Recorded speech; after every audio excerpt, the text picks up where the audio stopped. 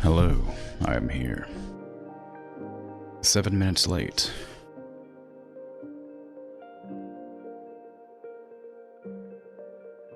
How goes things? I was supposed to be playing Dwarf Fortress today, but I didn't really feel like it for some reason. So, I'm playing a comfort game, if you will. I was thinking about playing Terraria, but I didn't have it installed, so I'm playing this instead. Either way, hiya.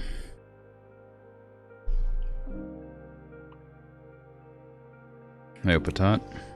Good job on the first redeem, well done. Ooh, ATS, yes, American Truck Simulator is good. Is good and relaxing. AR scene, good time zone. How goes?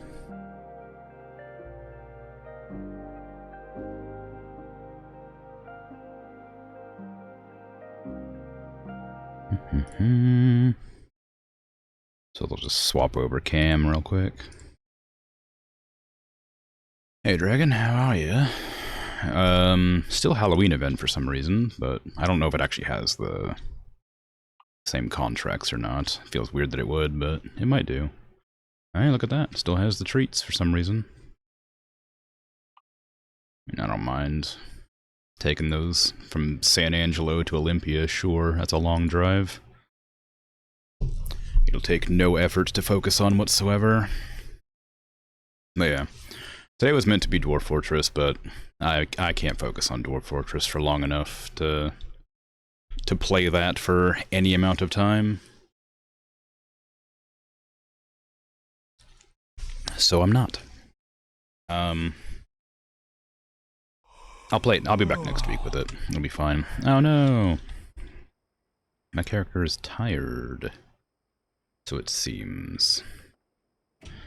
I guess I didn't remember to... Oh, it's a long drive. I can pick up the trailer and then find a rest stop. I'm sure that'll be alright. This will be the rest stop I go to here, because that'll be the easiest one to get out of.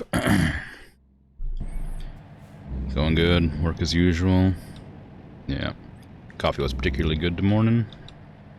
Neighbor's cat came to hang out with you on the balcony early as a good start of the day. Oh, that's nice. It's always a good time. I considered making some coffee, but my coffee pot takes like 15 minutes to brew like, I don't know, 12 ounces coffee. So I just decided I didn't really have the time.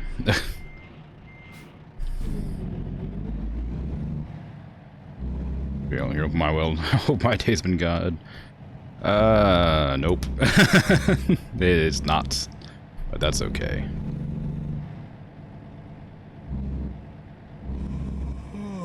Okay, I think the map just told me to go a different direction than I wanted it to, so let me find that. There we are. Down here, please. Open the door. Sorry. The only issue is that you had to carry the cat back to the owner because the silly thing keeps escaping through the cat net on the balcony. You cannot come back that way? Oof.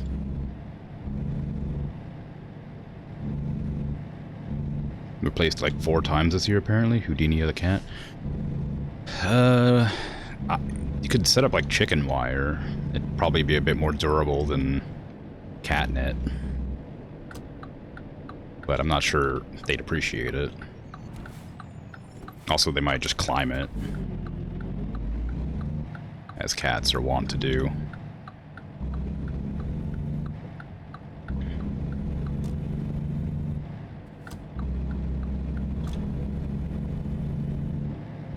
Yeah, I was thinking about playing Terraria, because it's another one of my comfort games that I play when I'm having a real bad time, but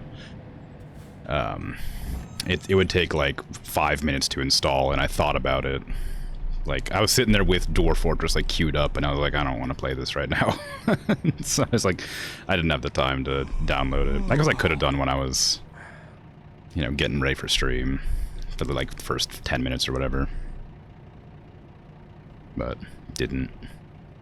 I'm over the line by quite a lot. But didn't. But yeah, I love Terraria. It was my most played game for a very long time. I don't know what games have gotten more. I think I've probably gotten more playtime out of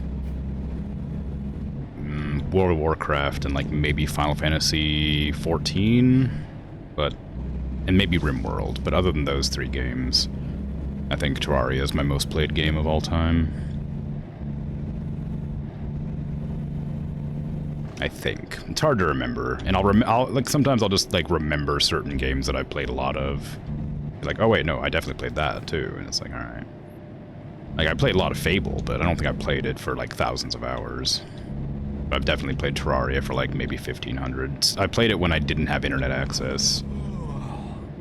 A lot, so it didn't count all my time played, but I used to play it all the time when I wasn't in internet range. But I do want to play that at some point. Don't know exactly when. Just at some point. Maybe it's like one of my long form like Saturday games, like what Satisfactory and Planet Zoo was. I'll probably end up playing that for those. I also want to do Stardew Valley. I'd considered starting Stardew Valley, because I haven't done Stardew Valley, but I figure that's more of a story-focused game to an extent. I didn't really feel like... Well, I guess it's not so much. It's like a Harvest Moon-like, right? But it was probably more involved than I wanted to be at the moment. So I didn't do it. That one is installed, though, because I have plans to play it soon. But haven't done.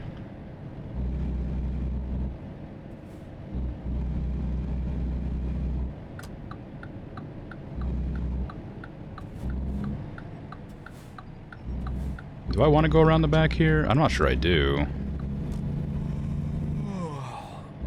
I don't know where the sleeping zone is. I guess it's like right there with the other trucks. I also need to refuel, but I'll try to slot in between those.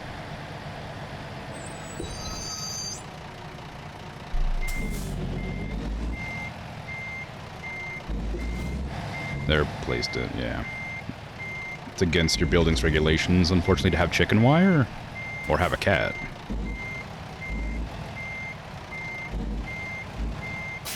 It seems like a strange thing to have against regulation.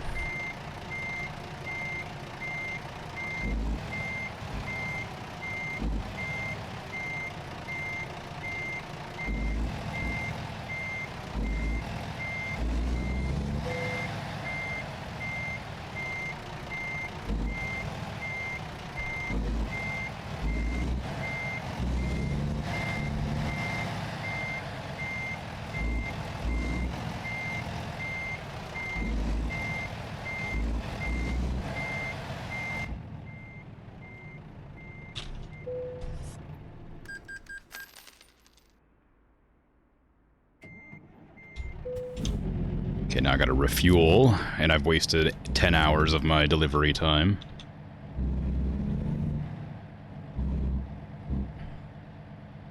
I'm gonna unattach, or detach, if you will. Decouple, even. So I can get in here.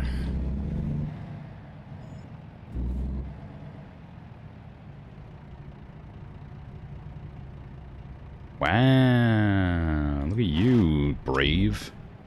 I guess the AI is probably not programmed to deal with, like, to understand there's a large truck directly in front of them in the gas station. Terraria is a good cozy game, yeah. Could you start it with mods or vanilla? Probably vanilla. I've heard with mods it's much better.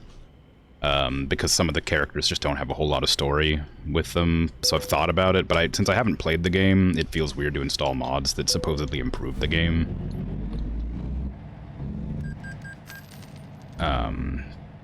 So probably not with mods, but I guess I could take like a vote on that, because I'm not really sure.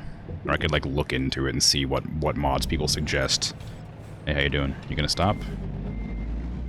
Maybe. Because, while I don't mind terribly installing mods that just make a game better, because I don't know what it will improve upon, I just don't know if it's, like, smart to install the mods. That is not the direction I'm holding, game. Are you turning? Are my wheels turning? There you go.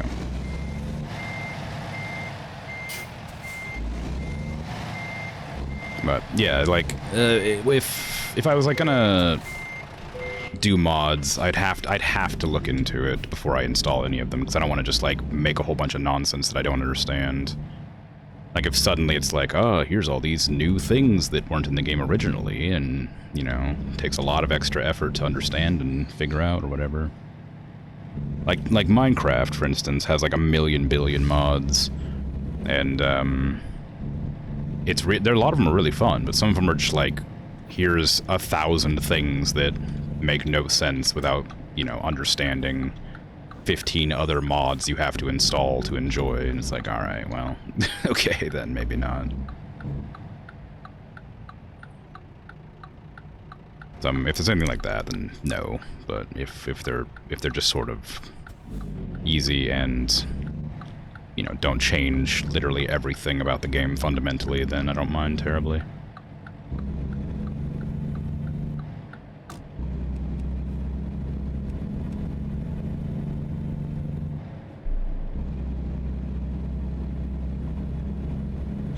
Chicken wires against regulations is quite ridiculous, to be honest. Weird. Very weird.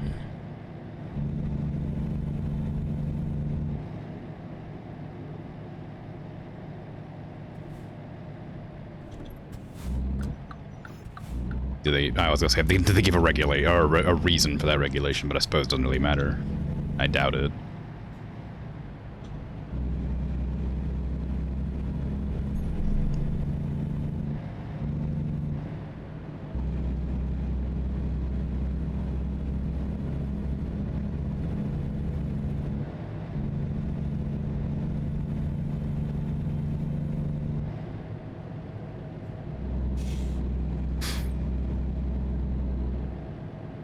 I was gonna say, this area looks kind of like somewhere I've been, but I've never been to Texas, so it just looks like every other suburbia with storage facilities.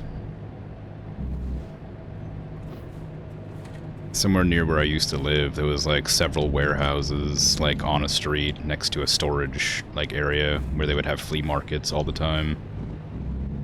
And like the farmer's market on like Sundays or whatever. And that needs to be cut back. And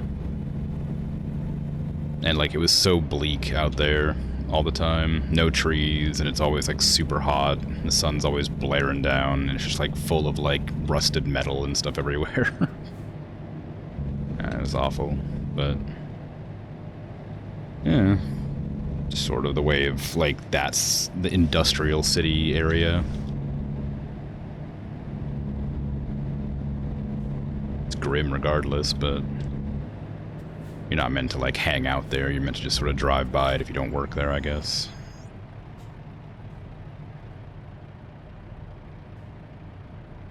There are a tiny few that make the game more enjoyable, but it's good to play the vanilla at least once, especially with the new updates.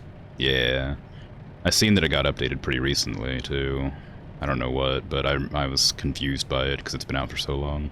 It's like Minecraft, not Minecraft, sorry, it's like Terraria. Terraria has like been out and finished for years, but every year they come back and add more stuff for some reason.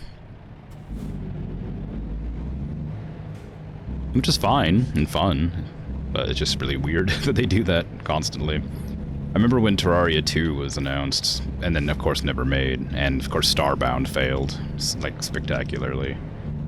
But I was really excited for Terraria 2, but they had such a weird art direction for it, and then they just sort of gave up on it eventually. But it felt like, it looked like so similar to Starbound that I don't know what they were planning on doing with it. But anyway, they decided to stick with regular Terraria and just keep updating it and making it more fun and better. And I just thought that was a really weird decision, but I like it. I'm glad there's more to it. There's even stuff that I haven't seen in there now. Like, I don't know about the pink water stuff that everybody mentions offhandedly, like when it first released.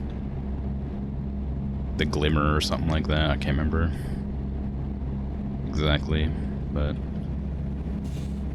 it's something I look forward to exploring whenever I play that game. If I had I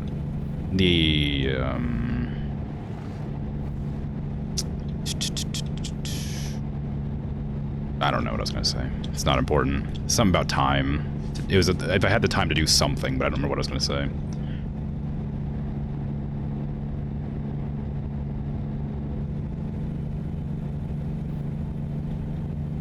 He asked her roomie, and she thinks that the regulation might be there because birds or something, because your apartment building had a ton of trees and greenery around, thus a lot of birds and squirrels. I guess that does make sense, but I feel like it wouldn't, chicken wire wouldn't cause that much of a problem for birds outside of, you know, if they were gonna slam into your balcony. I don't know. But like I said, a cat would just, like, climb it anyway, so it's kind of whatever. I'm surprised that a net isn't, like, problematic in that case. I suppose a net probably isn't made of metal.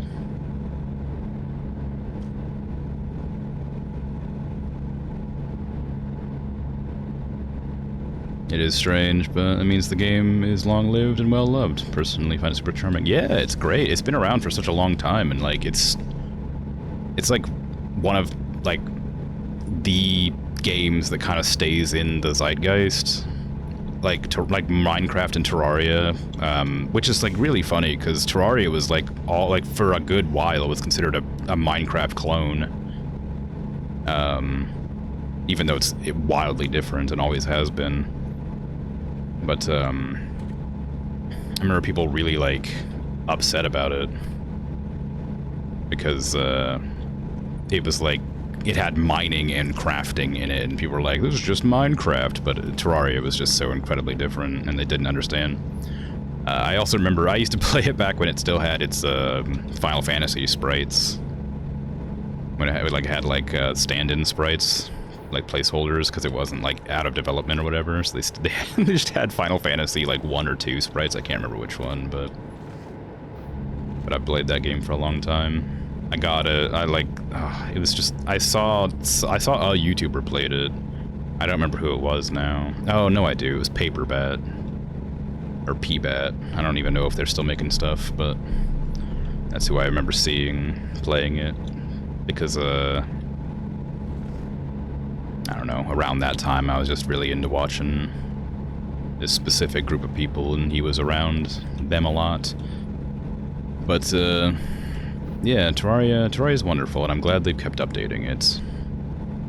It's incredibly different than it used to be, but not in a bad way, just different. And I'm glad that people still like playing it. Even people who have never, like, seen it before still occasionally, like, come in and play it. I remember there was a pretty big, like, resurgence of the game for VTubers, like, around 2 years ago. A bunch of VTubers just decided to play it all of a sudden. And I was really excited about it, because I love Terraria. I like watching people explore it and find stuff, like, for the first time. Because it's like, it has so much stuff in it to see and come across and find, and all of it's so weird and silly and cool.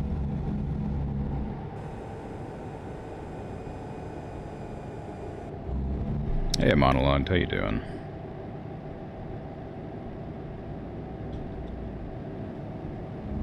You love Terraria? Me too, it's good.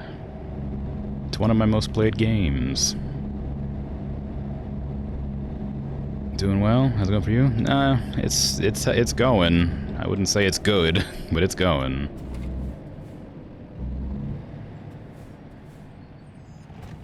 My truck got damaged. I think I remember hitting something accidentally last time. Oh no, it's fine. Oops, wrong button. Give me that.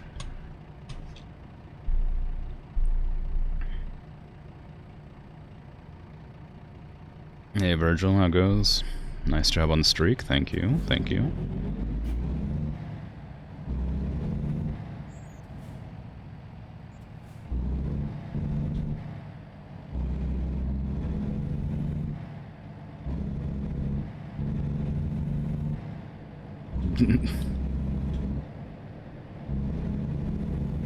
Dead by Daylight. Dead by Daylight always looked kind of interesting, but I've never, like, had a good time with those kinds of games. I like watching... I used to like watching people play it when it first released, but I've never been good at, like... I don't know, it's not like a competitive game exactly, but that kind of, sort of... one versus many games. I never really have a great time with those, but I always thought it looked fun. I liked watching it. I liked watching people's reactions more than the gameplay itself, but it's cool.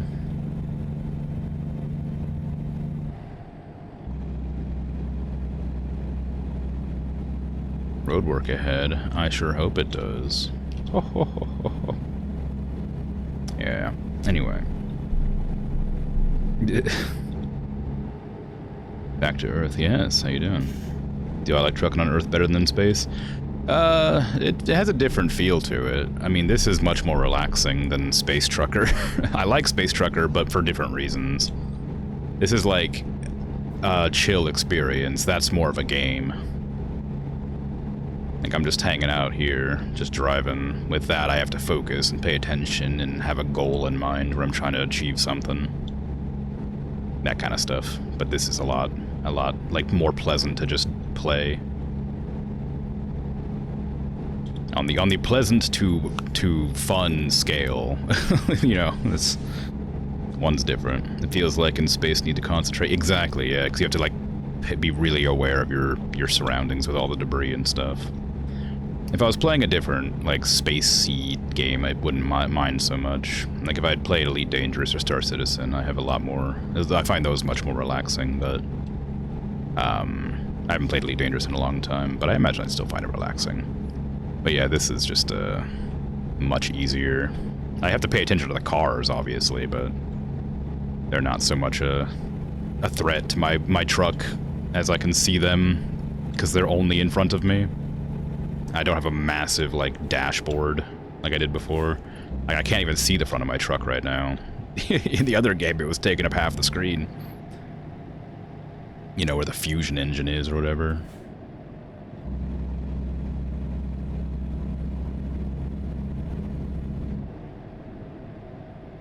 Took you a while to get into it, but you must admit you do love it. Well, that's good, I'm glad. I don't think it's a game that I would like, but I'm glad that people like other games that I don't like. I'm glad that there's a type of game for everybody.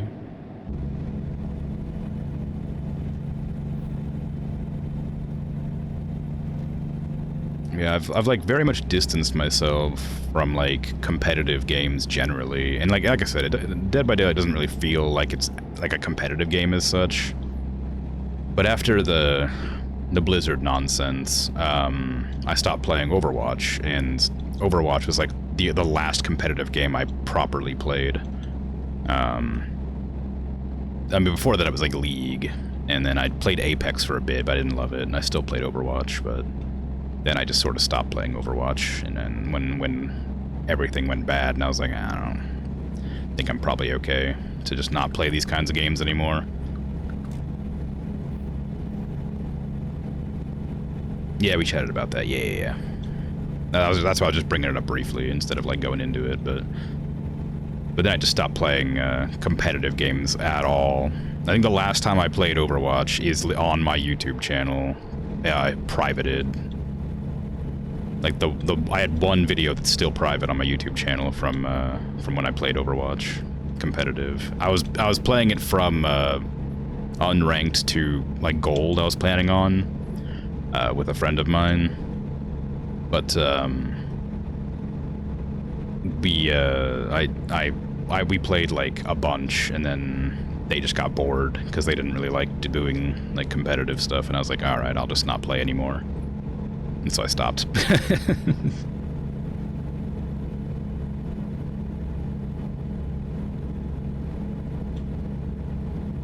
You think about Dead by Daylight as a party game, but you've played it for a while? Yeah. I imagine that could be a good way to think about it. It's like that one licensed Friday the 13th game. Like for a while, for a couple of years, that game was like really popular in the same vein as Dead by Daylight, but it looked a lot sillier.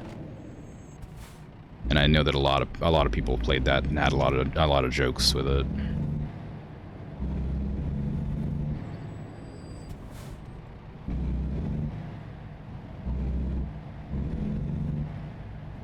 I was gonna zipper for that person, but they didn't want to go. I played Overwatch, didn't expect that. Overwatch is the last thing you expect me to play. Yeah. I've also played League of Legends a lot.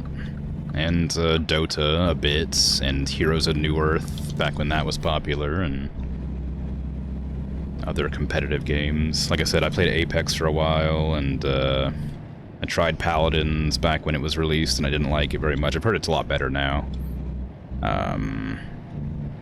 Could go back to that at some point and try it out, but I don't know. There's also, what's that other game? Oh, no, I didn't play that. I thought about it. Valorant, I was thinking about trying to play, because it was like CSGO, and I liked CSGO. Well, I liked CS. I liked CS Source and CSGO. But I thought about playing Valorant, but they make you install some, like, what is it? Like, hacker protection, what is it called? They make you install some DRM, whatever. But you have to, you can't, like, close down the thing. Anti-cheat, there you go, thank you. You can't close down the anti-cheat, or you can't launch the game. So if you ever want to play the game, you have to restart your computer, and it starts on startup, and you have to keep the anti-cheat going forever if you want to play it. And I was like, I don't want to do that. Maybe they took that away, but I stopped. I was like, that's just too far. I don't care. I don't care enough about this game to install an anti-cheat that I have to keep running constantly.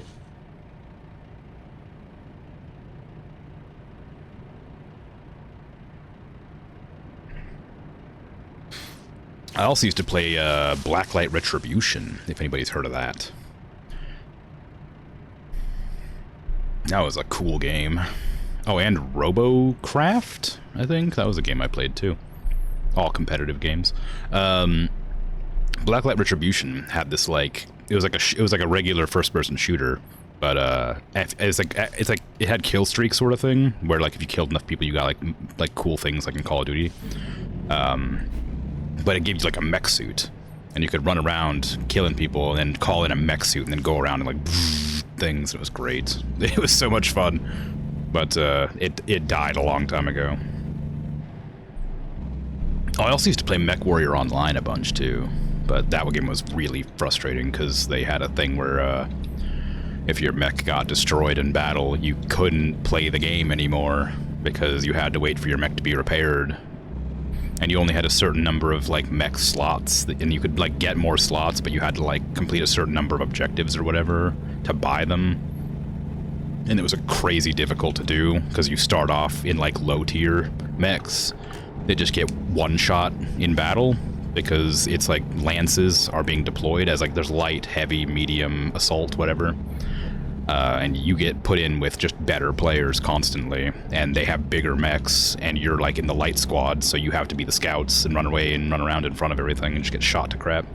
So it's a really hard, like, low, like, entry. I think they start you off at a medium light, but they give you like 2 or 3 mechs when you start, but either way, they take like 15 hours to repair, and you just can't play the game while you're waiting to repair. World of Tanks did a similar thing, but they made it less tedious. I used to love World of Tanks. I haven't played it in years because I used to play with a friend, but they stopped because they don't like they got like they got unreasonably stressed out about games. I can't see the light. But like they can't play multiplayer games very much because they get like they get like adrenaline rushes from it, and they don't like it. And they get like shaky and stuff, and it makes perfect sense. I just don't understand very well.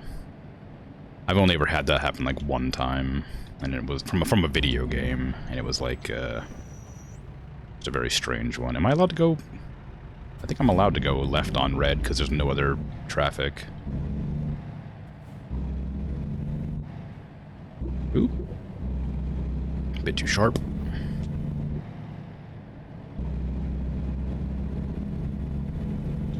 Valorant. Oh, the Dark Times used to play that a lot. Really?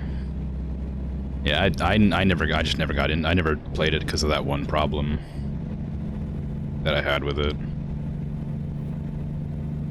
It's wild, yeah. Had to format your entire PC to get rid of that game, if that makes any marks what the game is. Yeah. That sounds right. I mean, definitely definitely sort of reinforces my decision to not play it. It's rough, yeah. But I did try to play World of Tanks on my own without my friend, but the way that game is like you're meant to play it in like groups of 3. And I would usually play with my friend, with just one person. And I would always play artillery, and they would play a light tank for spotting. But they introduced wheeled vehicles to the game, which I'm not going to go into huge detail about, but basically they released in the tier there's like tier 1 through 10, and 10's like the biggest tanks and the most expensive and the highest like risk reward sort of situation. But we used to play around tier 8, tier 7, 8. And there's a tier 8 wheeled vehicle, which is like a light tank. It has all the benefits of a light tank, except it has like 6 or 8 wheels, so you can't track it. You can't stop it moving. Whereas tanks, you can shoot their tracks out and they have to stop and repair them. And so wheeled vehicles are just like incredibly broken powerful, and because they released a premium, which is a pay for, like with real money one, they couldn't nerf it, because in like European laws, you're not allowed to like change a product after it's been purchased or something like that. So they made it way, way, way too good without meaning to, and they just can't make it worse now.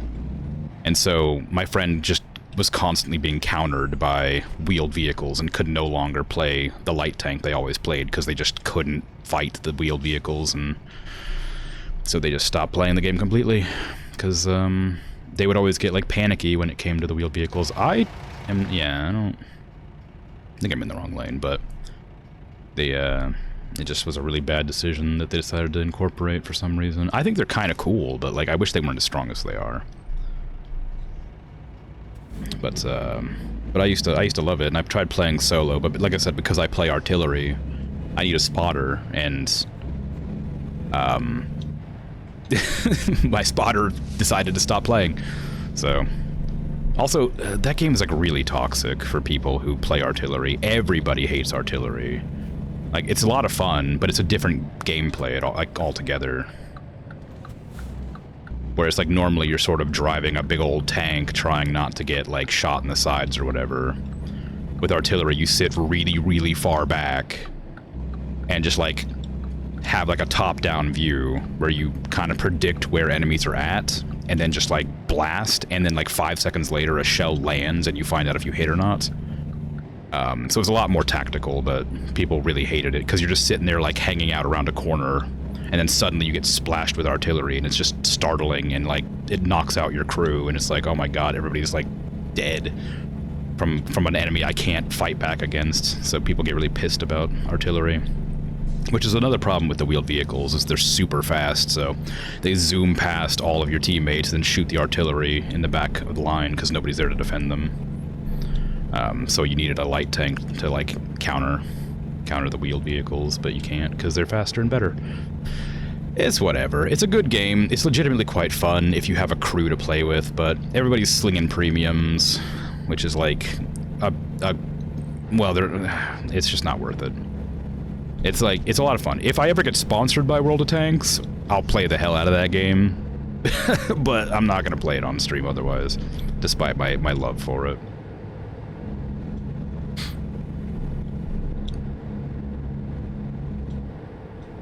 You even got into competitive Valorant in the tournament things, insane times you tell yeah, the stress it gives you, yeah. I think it's like, that's part of the reason I stopped playing competitive games, like ranked and stuff, is just because, like, the amount of stress you have to, like, make an effort to, like, not get killed and stuff. Like, I still play games a lot that are, like, kind of difficult, but a game that you, like, you know, can't pause, is online, requires you to have, like, top-of-the-line hardware to, like, get 144 FPS, you know, you triple monitors, whatever. Like, it's kind of like, to be even close to competitive, it's like, I don't know. Or like an ultra-wide, it's like, I just can't be bothered to compete against people who are just, have better hardware, you know?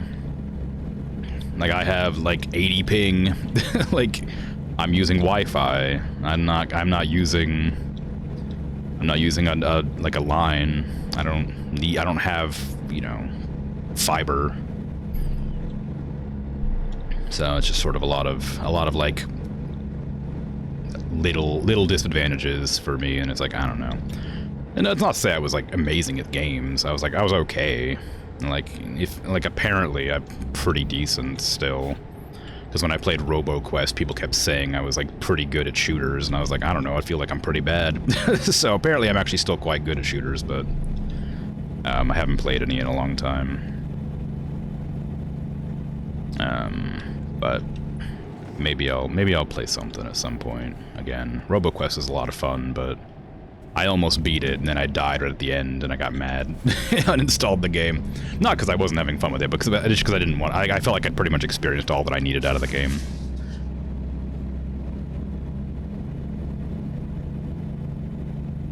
Super excited about new FPS Fragpunk coming out sometime, though. It's got fun gimmicks and all, so you're keen to try it on release. That sounds familiar. Let me check what that is real quick. Because I feel like I've heard of that. But I don't know if... I'm not, like, actively looking for games right now. Because I can't afford them. Oh my god, tabbing out of the game, I suddenly got dizzy. I'm just staring at a road. Oh, it's free.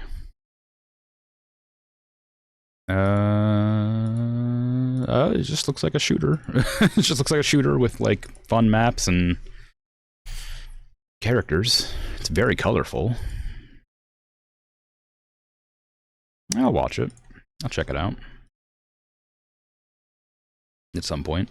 On my own.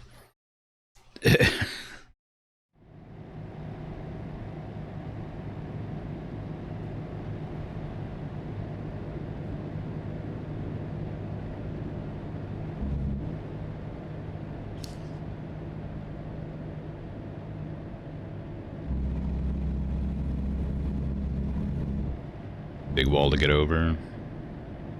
Yeah. You relate to the stress your friend experienced a lot? The shakes? Yeah. See, I only had the shakes one time, and it was playing World of Tanks, and everybody on my team was dead except for me, and everybody on the enemy's team was dead except for like 3 people. And I went around blasting those 3 people, but I was like trying to stealth around so they couldn't find me, and I ended up winning the match for us in my like low tier tank destroyer, and it was really like really stressful. That's the only time I've ever gotten the shakes from playing any game, I think.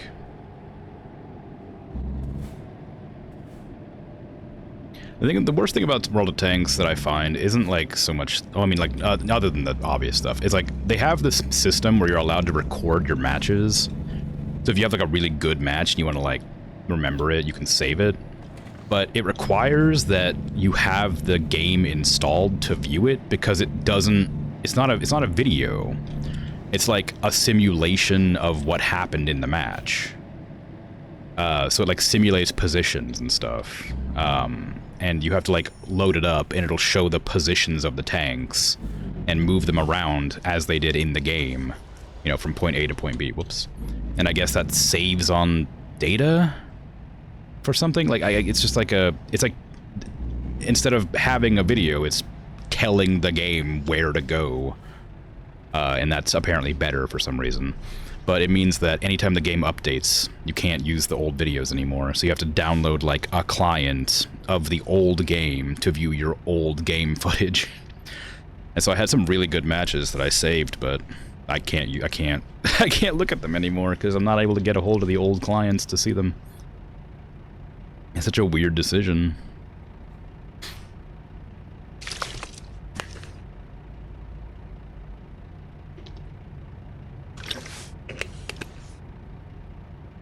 But it's good. It's still a fun game. If you can get over the people playing premium tanks, people shooting gold rounds, you know, people in wheeled vehicles, the broken tank destroyers that can't be nerfed because they're premium. You know, if you can get over all that stuff, it's pretty fun. I have a Warhammer tank. They got nerfed. I'm so mad. They didn't nerf the tank, but they nerfed how the ammunition the tank uses works. So there's a KV-2, which is a type of tank. If you've never seen it, it's very silly looking. It's basically a howitzer. It's like a gigantic howitzer. And it shoots high explosive rounds. And, they nerfed how high explosive works. So it used to be like a tank that you'd use to one-shot other tanks. You'd drive up and blast, and it would just explode and kill the enemy's crew, and it would just knock the tank out. But they changed high explosive to be like stunning now, so it stuns people more than it damages tanks. If it doesn't penetrate, it doesn't do anything. And they changed it so high explosive doesn't penetrate at all, basically. So this tank called the KV-2 that I used to run all the time because it had a Warhammer skin for the Valhallans from the Caiaphas Cain books. I really liked, but it's useless now, and I'm so sad about it. Like, if it goes against low tiers, it's fine, but my god. But yeah, for real though, if you get the, like, look up the KV-2. It's such a silly looking tank. But it's big. And, yeah, so like I had that tank, and I have another tank called like, oh geez, I can't remember. It's a premium rapid fire artillery from the French line. I don't know. It does look silly, yeah. But I had another one that was like a rapid-fire artillery, whereas normally artillery in that game takes like 15 to 45 seconds to reload. You'd like go, and then you like reposition while you're reloading, and then and reposition while you're reloading, and it's between like 15 and 45 seconds. Some of them even go up to like a minute and a half, because there's a French there's a French artillery that has a clip loader. So you fire 3 rounds in a row. It's like blam, and you like, you know, shift the round for about 5 seconds, blam, shift the round for 5 seconds, blam, and then you have to reload for about a minute and a half. But like this one French tank that I had could fire like every, I think it was like 2.5 seconds, and you could carry like 80 rounds or something. So it was just like,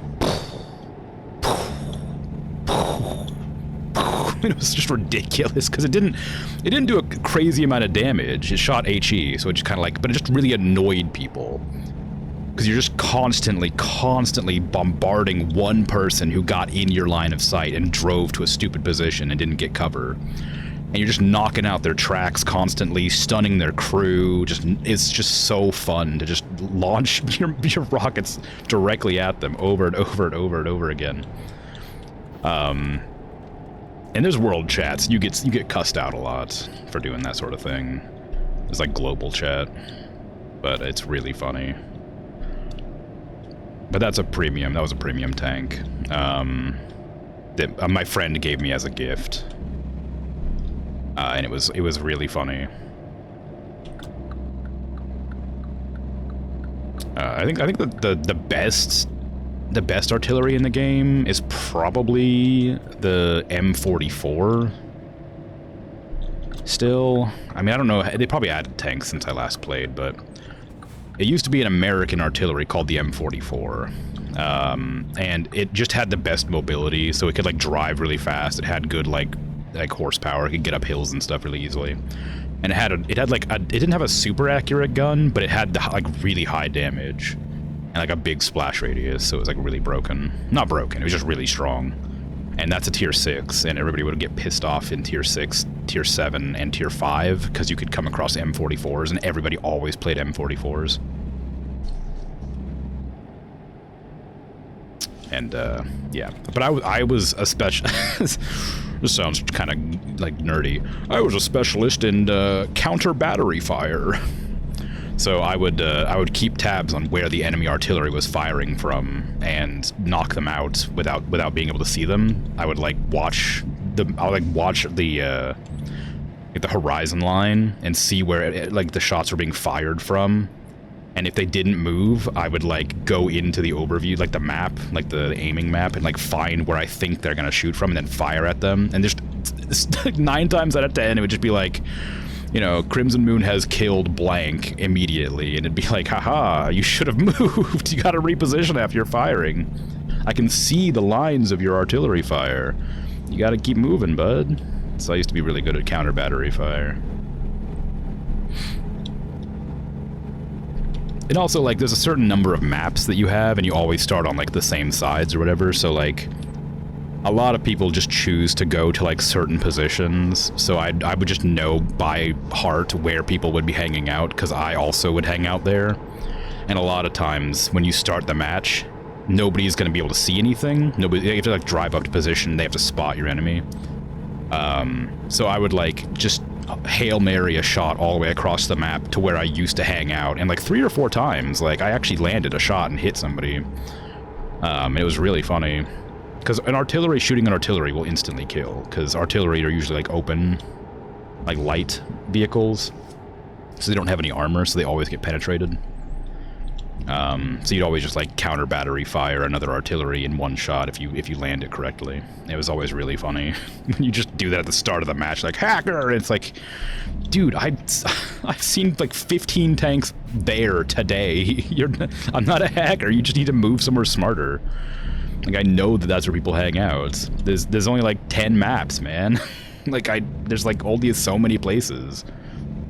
So that happened occasionally, and it's definitely frustrating when it happens to you. You're like, oh man, this is a really good spot. There's such good vision here. Oh. It's like, yeah, well. Another really funny thing is, like, when, because you have, like, a skill called Sixth Sense that you can put on your crew that'll, like, give you a warning about 5 seconds after you've been spotted by somebody.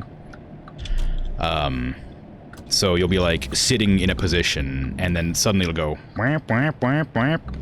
Like, you're like, uh-oh. And then, like, just artillery will land on top of you as soon as that warning goes off, because somebody spotted you, and the enemy artillery fires at you immediately when you get spotted.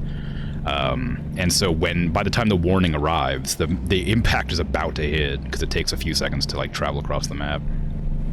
It's very funny, but, it's also kind of frustrating, which is why I understand people hating on artillery, but I also think it's a very viable, like, addition to the game, and I think it's a lot of fun to play.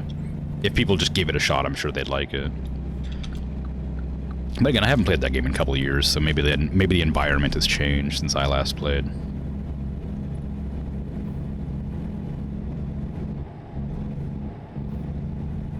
Sir, we have continuous track for the tank installed. What do we do for the booth? Just put a box on it. That's probably how they built the KV-2. Yeah, exactly. There's another very silly looking tank in the game. That it's a French light tank, but I don't remember what it's called. We just call it the duck tank. So if you type in, like, oh god, I think it's the LEFH, like LaFa, and then like 102, maybe? I can't remember. It's just, you might just find it by AMX-40. Yes, the duck tank. LaFa is the artillery that I was talking about. Yes, the duck tank it looks so silly. Yeah. That tank is awful. It has no armor and it's so slow. But it's so cute. But yeah, the Le Feu is the one that I was thinking of. That's the artillery piece that I was talking about that fires over and over and over again really quickly. But the AMX-40 is so silly. The worst part about it is like that's one of the first tanks you're allowed to use because you have to like when you play the game for the first time. That's what you'd play, honestly. Silly tank. The problem is it's not good. It's like really, really bad. Because like when you first start the game, you're like, okay, what nation do you want to play? And you get like, you know, Germany, Russia, America, France, Italy, you know, Finland, I think is one of them. I believe Brazil? No, not Brazil. Oh god, who is it? I don't remember. Anyway, there's like 10-ish countries to choose from that you can pick. It wouldn't be Brazil. I don't know why that one came into my mind. But it has a similar flag color. But the tanks are like, you start off at tier 1 and you work your way up. Tier 1 tanks you get out of immediately. You play like 2 or 3 matches, it's over. Tier 2 takes about 10-15 matches, you're out. Tier 3 takes like 30 or 40 matches, and then anything above that is like weeks of work to get out of. So like all the tanks up to the duck tank are like not great, but they sort of are fine against other tanks of the same tier. But then the duck tank is so bad because it's the same tank, but with like a slightly different gun from the previous tier. And so you're 1 tier down, and your gun is like okay, but not very good. And like, the duck tank goes from like being the slowest, like one of the slowest tanks in the game, to one of the wheeled vehicles. Like it goes into like the Lynx 4x4 or something like that. Or like 6x6, I can't remember. But it goes like from that into one of the wheeled vehicles, which are super fast, or the ELC BIS, which is the only tank designed to be dropped in by parachute, I think. The ELC BIS is like a tank so light it can be dropped by parachute into combat. But I think it was prototyped. I don't think it ever was like actually made to be used in war.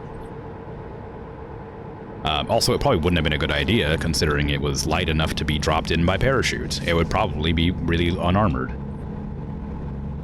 But, who cares about the damaged duck tank? Well, it's not the damage, it's that you can't play because you're too slow to run and you get shot immediately and die instantly.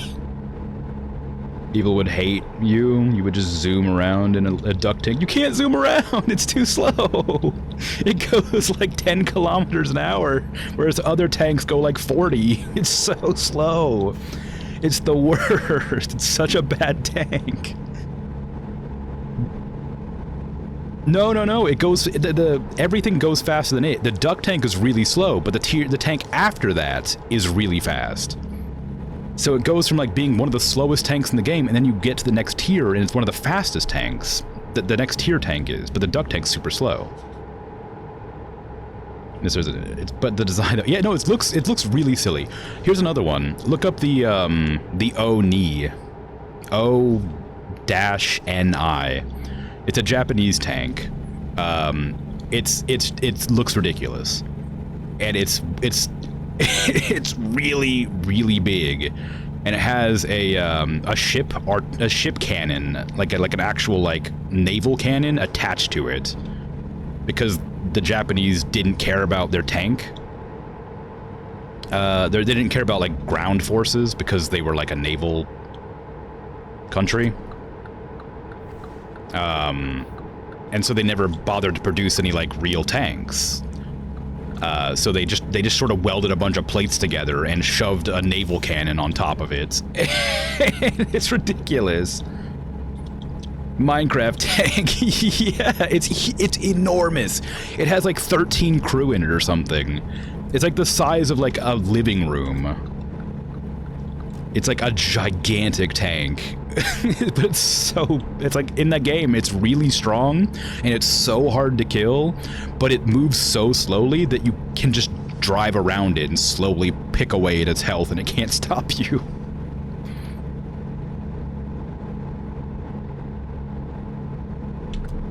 But yeah, I love that tank. It's not very good, but I like it a lot.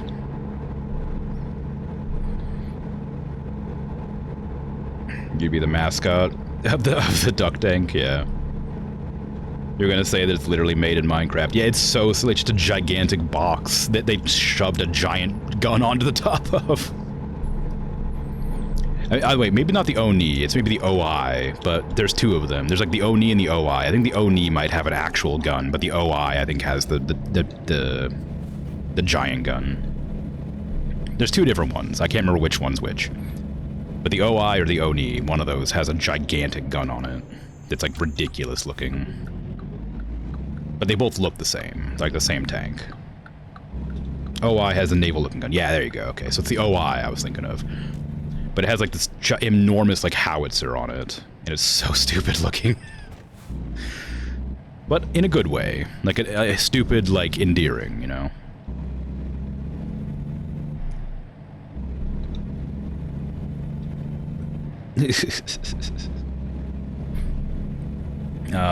It's so annoying. Like I wish my friend would play that game again, because I would love to play it.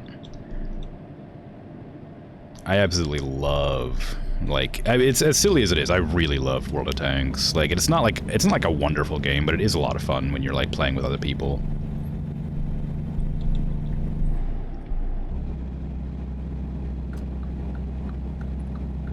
I'm trying to think of other fun tanks that like are worth mentioning. There's the Udis. It's not like a particularly interesting tank, but the Udis has like this thing. It's a Swedish tank. The Udis line of tanks, UDES, have this thing where they can like lift themselves up with hydraulics to like position their hull differently to get different angles and things over like hills.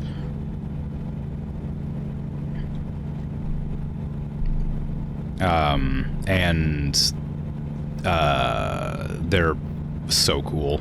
They have like a hull mounted cannon.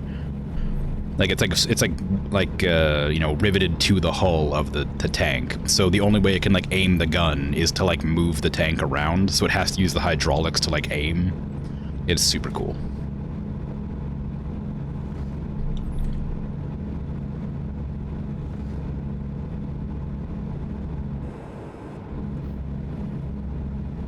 Just saw a Polish tank in World of Tanks, and it has such a long cannon it looks like a damn elephant. Yeah, there's it's probably one of the TDs, one of the tank destroyers. The tank destroyers always have super long guns. Look up the Tortoise. That's a pretty funny looking tank.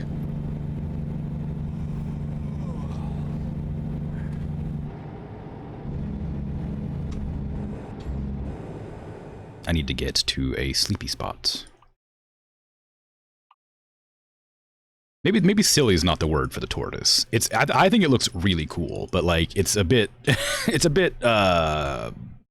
strange. Because it's like the way its treads look. Tortoise is so silly, right? It reminds me of those long-nosed turtles. Yeah.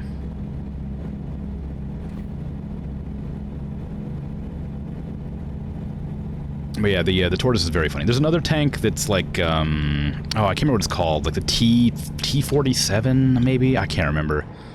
But it's like completely flat at the back, and then at the front it has this gigantic like compartment for crew, and then it has like a little wiggly turret at the front. It sort of like has like an armor plate, like a rounded armor plate, and then the little wiggly turret. I don't think it's the T-47. I don't remember. It's an American tank, American tank destroyer. The problem is I don't remember all the names. I remember the Hellcat. And the Super Hellcat. Those are silly. The 60 TP Lewandowskiego. It looks so goofy proportion-wise. Is that the one with like 4 different turrets? How many people died in the Titanic? A boatload. That's true. That did happen.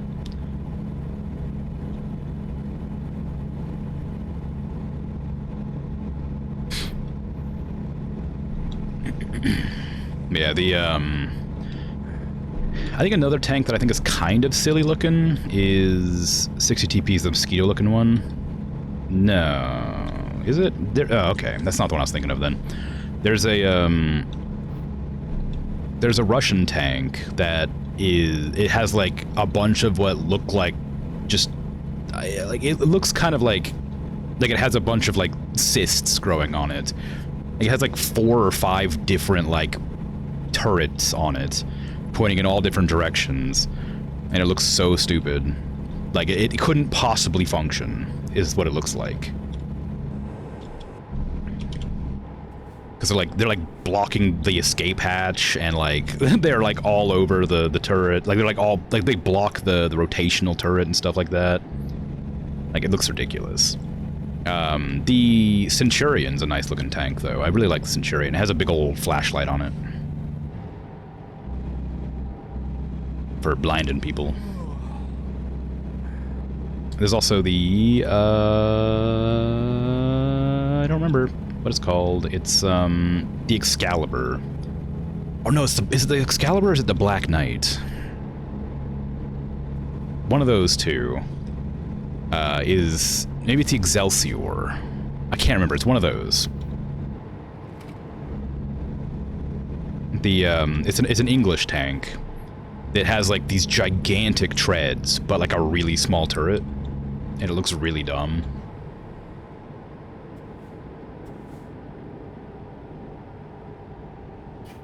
Again, when I say dumb, I mean like affectionately. I think it looks silly, but like kind of fun.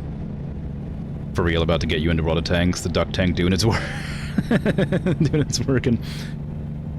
I mean, it's good. It's a fun. It is a fun game, but it is kind of frustrating, and the people who play it are kind of toxic. I haven't played in a long time, but I remember it being like I really enjoyed the game, but there's a point where it gets kind of like rage-inducing. It's like a salt factory. But it's worth trying. It's free. As long as just don't pay any money. Just don't buy anything in the game. It's specifically designed to make you want to purchase your way out of the hell tiers. Once you get out of them, it's fine, but until then, it's a nightmare.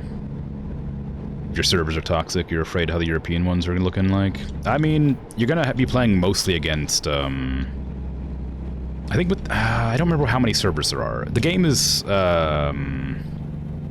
worldwide. I think the European server and the Russian server are mixed, and I think the developers are Russian. So I think you're probably going to end up playing with a lot of Russians, so you might not even understand them if you don't speak Russian. Because most of them, I don't think English people play very much. But I think France has a pretty big player base, and I think Russia has a pretty big player base. That's the worst part? Oh, do you understand Russian? There you go. Joke's on them. You're only there for the low-tier duck tank. People, play low tiers in what is called seal clubbing, where they'll purposely pick a incredibly powerful tank that is allowed to see 2 tiers lower. So they'll be a tier 5, and you'll be in tier 3, I think, is when the duck tank is. So they'll be a tier 5 tank, getting matched 2 tiers lower in a tier 5, and they'll instantly kill everybody every time. It's awful.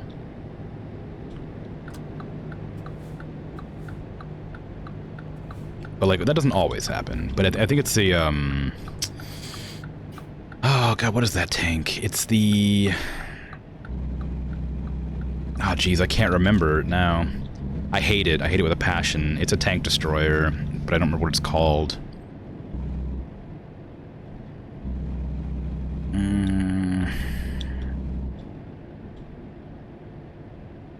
I don't remember what it's called, like the Badger or something like that. It's like it's super small, and it has like a thing where it's allowed to fire its gun without revealing its position, which is like really, really strong. But it has like incredibly high camo. So you can't see it until you're like practically next to it. And by then it's too late. It's a tank destroyer, so it's gonna kill you instantly.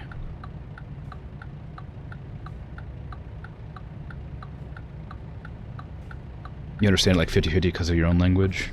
It's broken as heck. It's really broken, but like it's one of those things where it's like people bought it, and so they can't change it because the law says you're not allowed to change something once it's been purchased.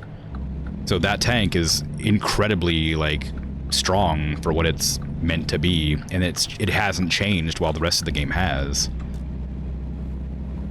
It's not the Badger. That's something else.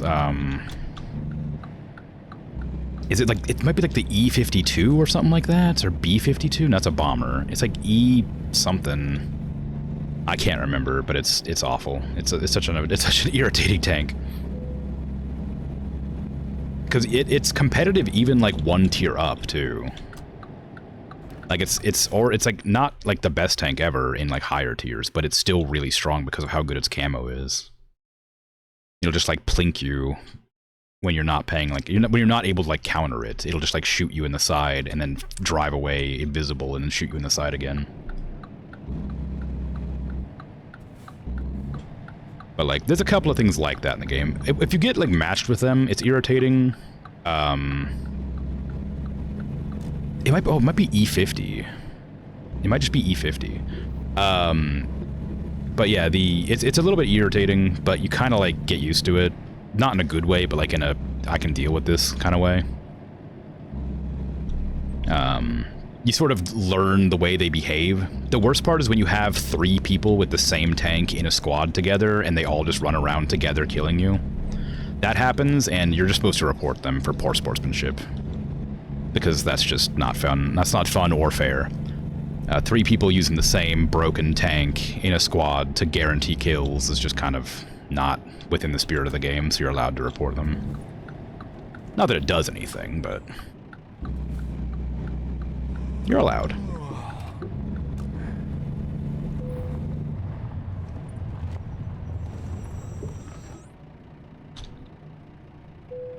I'm gonna double check that's the E50 actually, just so I'm not slandering a random tank.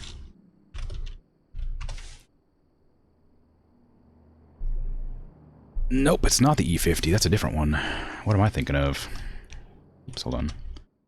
E50's a fine tank. It's kind of annoying, but it's fine. Is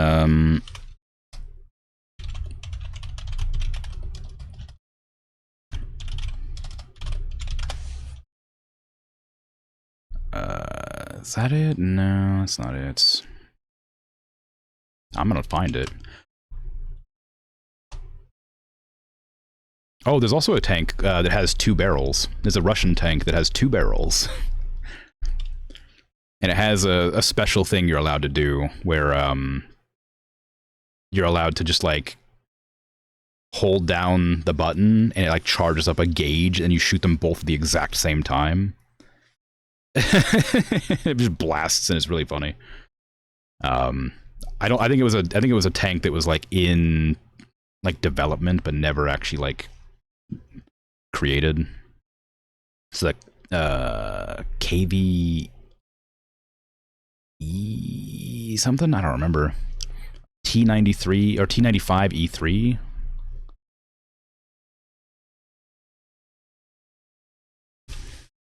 Tanks E25. It's the E25. Woo, the cockroach. I found it. It's the E25. Scum of the earth, that thing. Anybody who plays it, I hate them.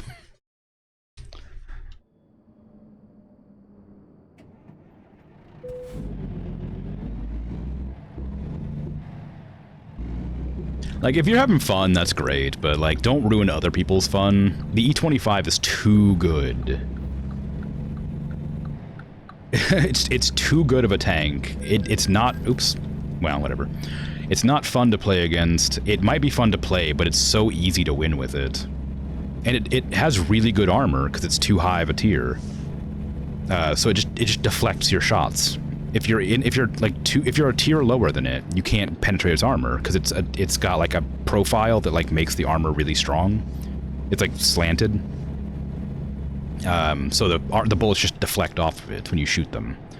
So unless you start slinging gold, gold rounds are really expensive rounds that you can only afford if you're paying premium. It's like real money to get extra cash for playing the game. If you're slinging gold rounds, you can pen it, but otherwise you're basically just gonna get nothing. So, like, why even do that? Yeah. It's even fun for them at that point, just bullies. I don't know. Like, I'm sure there's, like, a level of fun that they have doing that sort of thing. But I'm guessing that, like, it's mostly just the same thing that, like, people who troll for fun do. It's like, it's probably not that they're enjoying it as much as they're just, like, making other people angry makes them less angry. You love that in ATS they give you motels, whereas in ETS they just give you random laybys to sleep in. Yeah, well, I think that was a random layby. They do give you motels a lot, though. It looks like a mosquito, very telling. Yeah, freaking bloodsuckers. But yeah, it's nicknamed the cockroach. I don't know which one the badger is, but the badger might just be a gun from a different game. Just sleep in their trucks in Europe, so at least it's accurate. Yeah, well. Shh. Alright, if you're gonna find me anyway, I'm just gonna keep on driving. See, I don't understand why that light is red, because, like, there's not very many opportunities for a person to... Like, you're not turning there. There's no throughway. I just lost $1,400. Sadly. I'm not used to this game's, like, physics, I guess is the word I was going to use, anymore. Because after playing, like, I played this, and then I played Star Trucker, and then I came back to this, and I'm used to Star Trucker, where I can just, like, press, like, back or whatever shift, and it, like, slows me down immediately. Whereas in this one, I have to, like, be aware of how slow I stop moving, because the car goes heavy.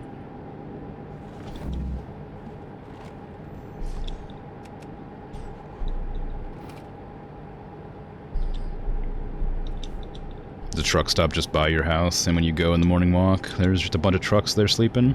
Yeah. That's always fun. I mean, it's not fun. You gotta listen to the air brakes charge up and the engines rumble for 15 minutes when they wake up.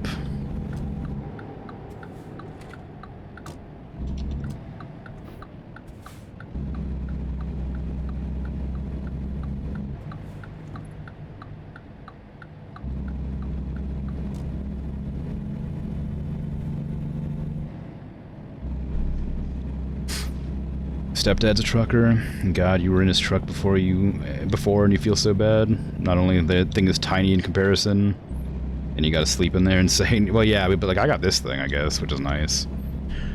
A lot of American trucks have like top cab things, like where they sleep in the roof. Like this place is up there.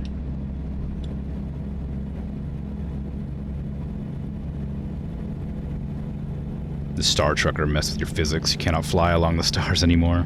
Yeah. Braid nut. It's easier to read chat though, because I don't get hit from above or below now.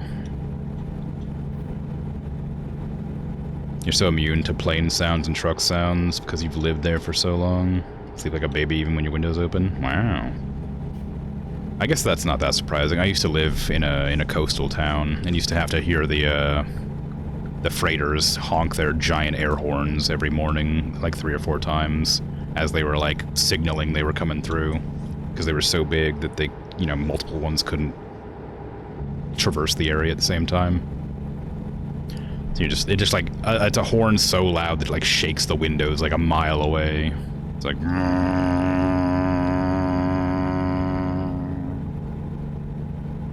wild, like a foghorn or whatever. But when I first moved there, it scared me so bad because I thought there was like a siren or something happening. Like I thought like, oh my god, it's a tsunami warning. That must be what this is. It's so loud and scary. It couldn't be anything else. But nope. Just a regular ship that I'm gonna have driving by every day. For the next like 4 or 5 years, however long I lived there.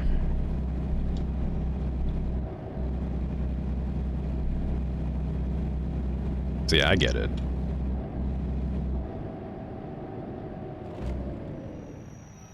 Okay, well, I didn't get fined that time, but I should have been.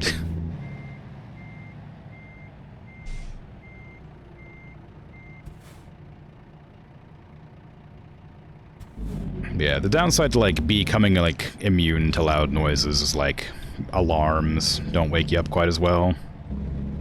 Like, I remember when I got used to sleeping with the boats, I used to have to set my alarm to be, like, a song instead of, an alarm. Because the alarm I just ignored. I could just sleep through it, so I had to set it to a song.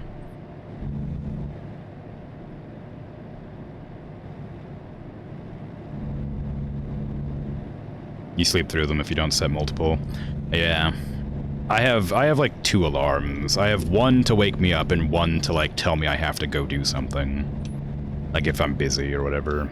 Like, if I have to go shopping or something, I'll have one alarm set to, like, wake me up, and then I'll have another one, like, 30 minutes later to be like, okay, now it's time to get dressed because you have to get outside and catch the bus.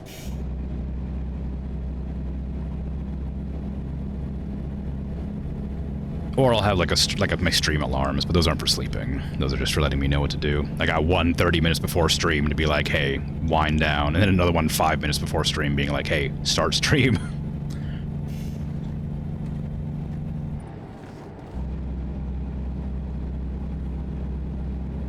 I didn't used to have both of them. I used to only have one half an hour before, but one time there was one day where I started stream like 2 minutes late or something. Because I'd forgotten the alarm went off and I wasn't paying attention.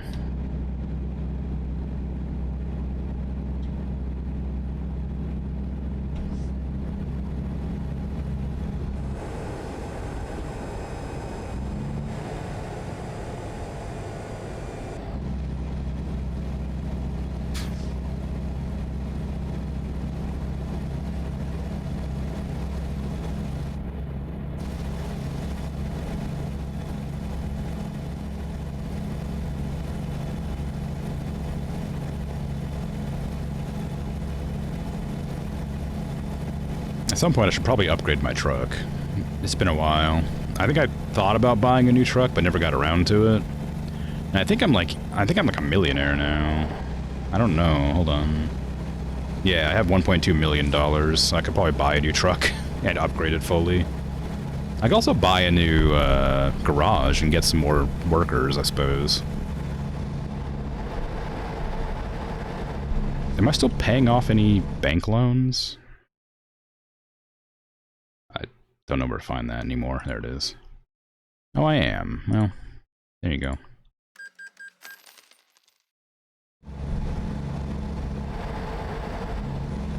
I must have taken out a loan to get a new truck and then just not remembered to get it.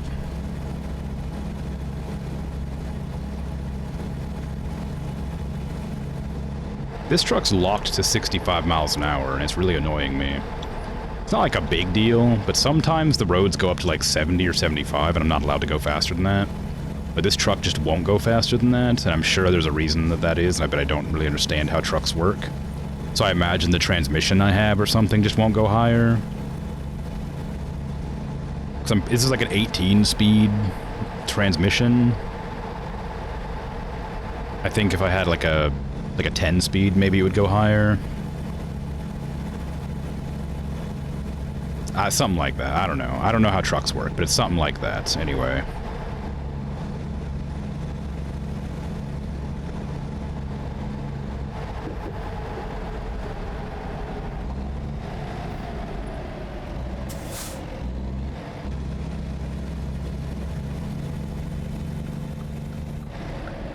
A diner, wow.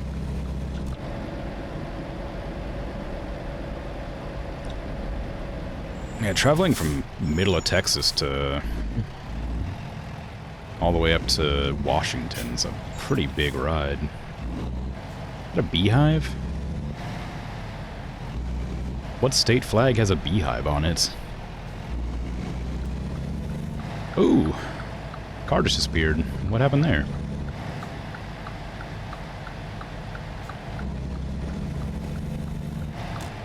Spooky.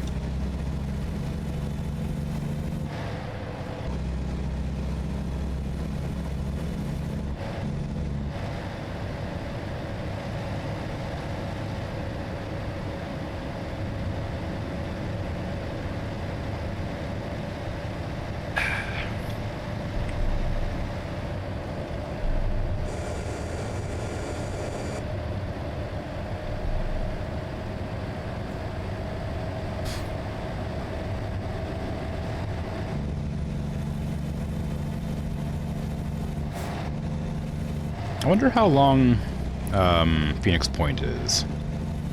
I forgot to look up, like, how long is this game. Because the first stream gave me the opportunity to attack an enemy base. And I'm assuming that, well, maybe unless they crop up a bunch more, or unless they're really hard to destroy, I can't imagine that'd be too difficult to, like, beat. Although I guess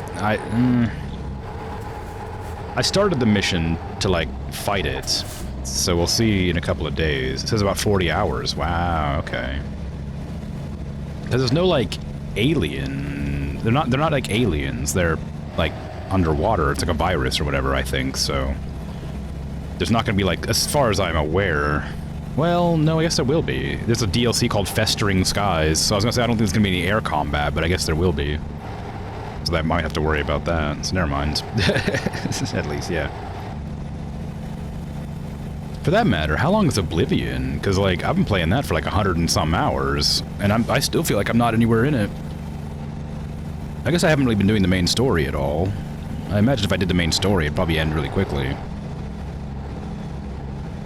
But I'm not, like, looking to complete it. I'm just playing it until I'm, like, decided I'm done with it, but... Like, I didn't expect... I expected it to be, like, long, but I don't know. 32 for main story, nearly 200 for 100%? Okay, well... That's fine. Hole in the rock!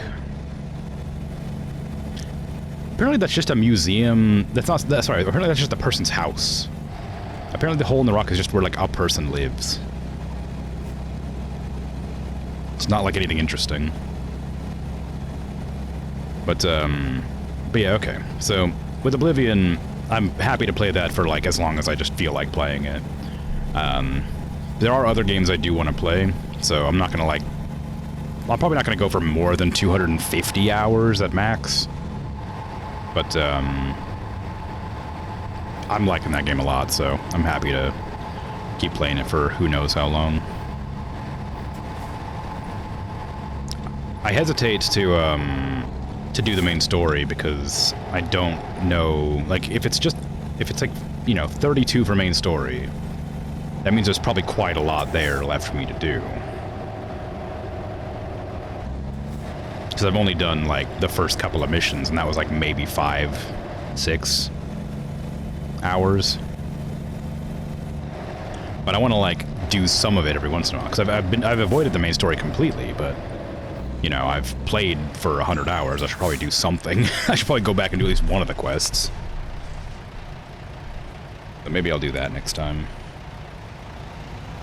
Well, tomorrow, I guess. I also need to figure out when I'm going to play one of the Dark Souls games, because I do want to play those on stream at some point, too, but I gotta plan them out. I had an idea of when I wanted to do all the games in a row, but I'm not sure what game I had planned next. I want to do a shorter game next, but I haven't really chosen which one. I think I had an idea, but didn't go through with it. And I also want to do Fallout New Vegas at some point, but I need to, like, sprinkle that in somewhere else, because I'm sure it's another Oblivion where it would be, like, hundreds of hours to one single game, and I don't want to dedicate too much time to just the long games. I'd like to play a bunch of the shorter games that I have available, too. So maybe I'll do, like, Overlord. I think that was one of the ones I was planning on doing. But I'll have to look at my games list to choose. I know that I'm going to be doing MechWarrior 5 Mercenaries. Not Clans. That just released. I'll be doing MechWarrior 5 Mercenaries at some point, too.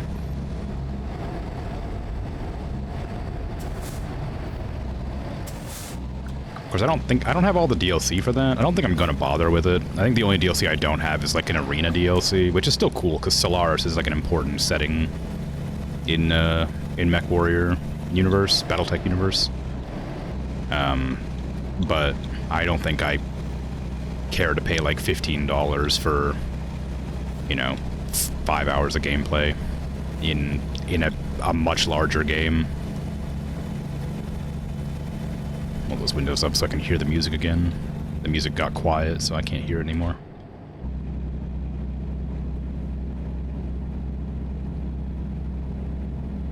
Hey Zifa, how you doing? How's trucking? It's alright. Relaxing. Yeah, I need to make an effort to plan ahead what I'm doing so I don't like suddenly end it and then have no plans. Because there was like a game that I played where it ended really abruptly and I had no idea what to do. Because it was just over. But I don't remember what game it was. So I want to be sure I have like a plan set up and ready to go. It might have been Gloomhaven, maybe? No, I feel like I was pretty well good to go on Gloomhaven. Gloomhaven did end very abruptly, and the final fight was not very hard for me. I remember that being like very funny, because it was a really easy final fight. When most of that game I struggled to win every single battle, that one was like super easy.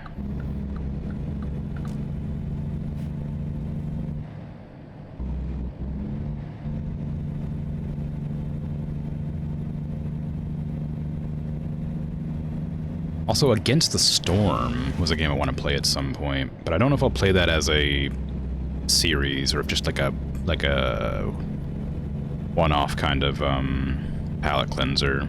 Because it's not really a game. I mean, it has a story, but it's not like a super involved story, as far as I can tell. It's like a very much you know, go to town, go and do a mission. And after like 2 or 3 missions, go back to town, and if you did well enough, it'll advance the story, sort of thing. So that's the one I want to play, but I gotta figure out the time to play it, and figure out what day, and what game to replace, or whatnot. In a similar vein, I don't know how long I'm going to play Satisfactory for either, because I'm not sure I'll have like the commitment to beat it, because it's one of those games that's very overwhelming. I think as I like sort of play it more, I'll understand more what I want to do. But every time I get on to Satisfactory, I'm like overwhelmed. I'm like, I don't know what to do. It's so much stuff to do. I think that's probably because I should be playing it more than I am. I think it was a bad idea to choose that as a once a week game, especially for a 3-hour stream. Because it's not like unrelaxing, but it can get stressful. When you're like trying to do something and you have no idea how to do it, right? My headlights on? I don't think so.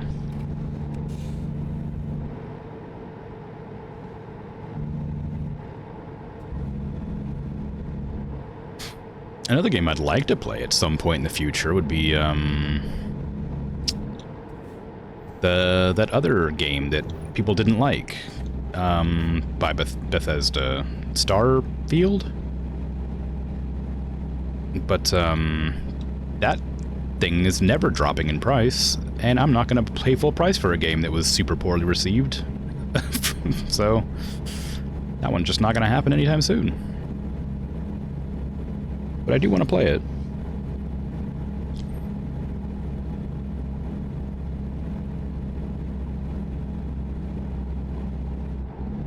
Dying multiple times to the same charging enemy.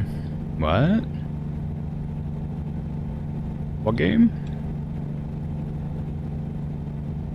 Oh, in Satisfactory. Yeah, that thing. That wasn't. I learned how to deal with those eventually, but yeah, that first that first time dealing with one of those big things was a nightmare.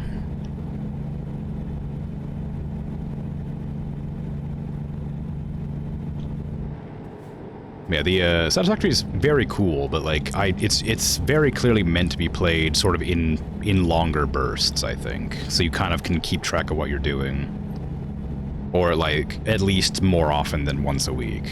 Because like it's a fun game, but like there's so much to do, and you just spend like the first 20 minutes trying to figure out what you're meant to do, and then you realize that you need to like go across the world to set up a factory somewhere else.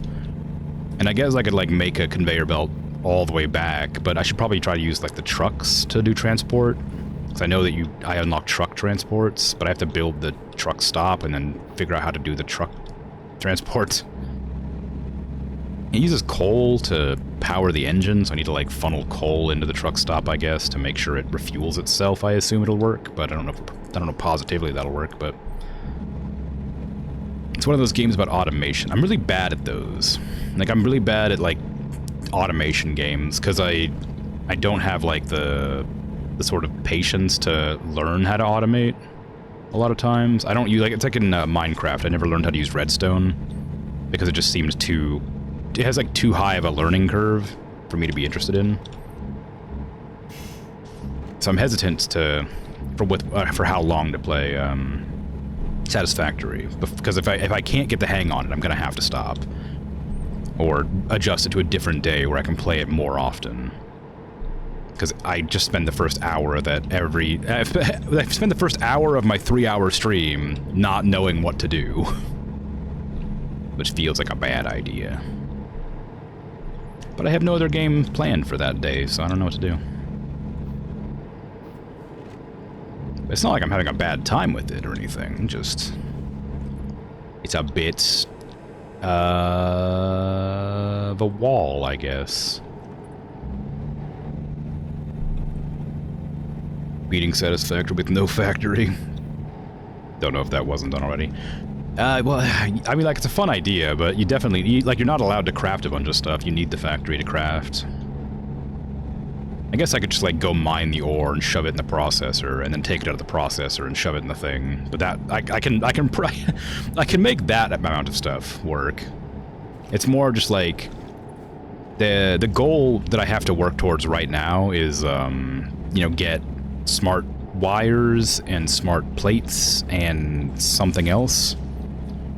And put those all into the space elevator. But I need to, like, get steel production working, and then I need to, like, get advanced steel production working. And that means I have to, like, rejig all of my factories to not be using up all of my coal, because I have to use some of that coal to make steel, and then I have to make a bunch of space to make the steel into other things. And it's, like, just a lot. And I'm not, like I said, I didn't like Factorio for the same reason. Like, it's just, it's a game about making the most efficient sort of, like, factory, optimizing everything, making it all work for you, kind of thing. It's about, like, automating everything in the game, and I just am really bad at that kind of thing.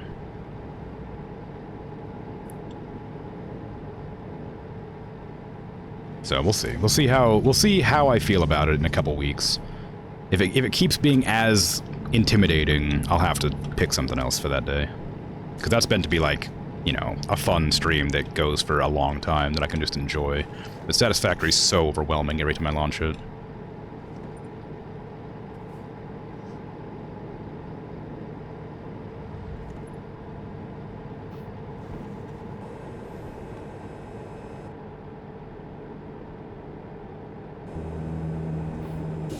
You've been doing this a bit, and man, it would take a long time, you think, to hand make all your stuff? It'd probably be a lot chiller. It would just be standing around a lot, though. Some items are factory compulsory, though. Yeah.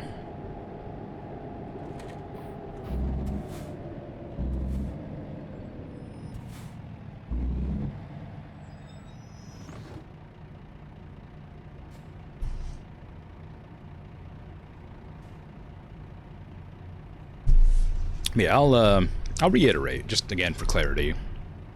I'm not having a bad time with the game. I'm just overwhelmed with it. Which makes it more difficult to, like, enjoy actively. Like, once you've, like, done some stuff and you can, like, sit back and look at it and you'll be like, oh, that's fun. Then it's alright. But, like, the act of getting it all set up is a lot. I don't tend to appreciate the fruits of my labor very much in life. I don't appreciate the extra hard work that leads to the result, because the result is very rarely pays off for me. It's like drawing a picture, right? If I draw a picture and it ends up looking really good, I'll be like, cool, and then I'll move on. I won't be like, oh man, this is a really good picture that I'm super proud of. This is my favorite picture. I worked so hard on this, and I deserve praise. I'd be like, nah, just, that's done, next one, kind of thing. So, I don't get that sort of satisfaction from doing something big and complex and interesting.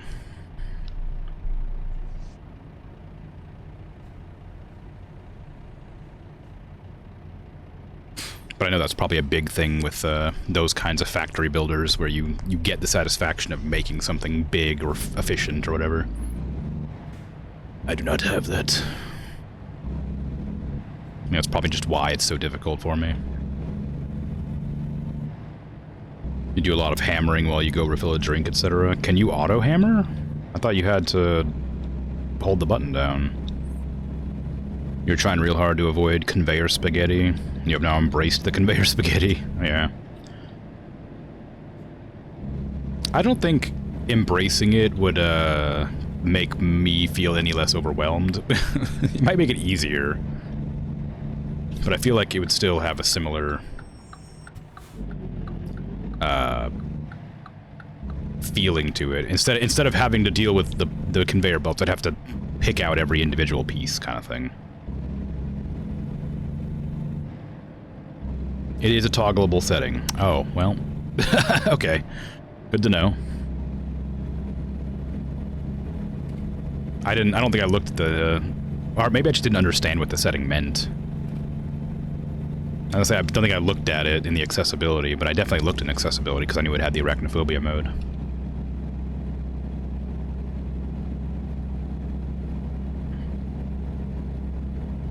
Oh, we're in Utah.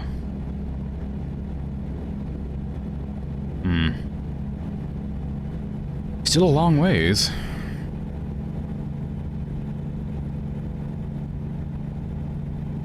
This is quite a journey I've taken.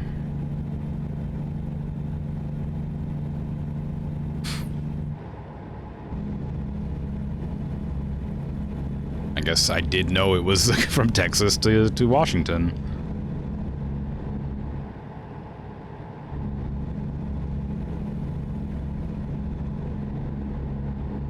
But yeah, if I'm not gonna plan to play a different game in place of Satisfactory, because then I'll like try to like find reasons to stop playing it.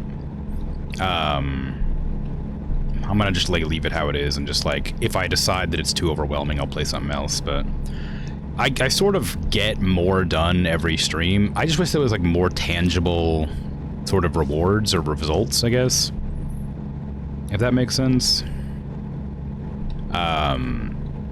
Because I just have that overarching like main goal on the screen at all times, telling me I have to get these things, but there's so many little steps you have to do to get to that point that it doesn't like help you with at all. You're just supposed to just do them. You're supposed to look at all the machines and then figure out what to do with them, where to place them, how to make them work, you know, figure out the power system, you know, get the water working, whatever. And as far as I can tell, I'm only like halfway up that tech tree.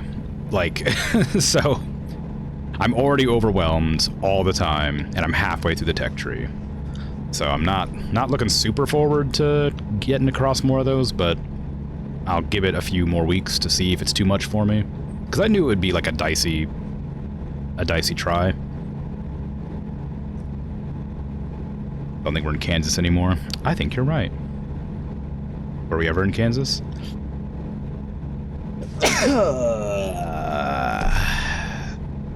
I'm allergic to questions. I don't know. I don't think so. No, we were in... Well... No. It's... I don't think Kansas is even... Oh, yeah. Never mind. Yeah, no, we weren't.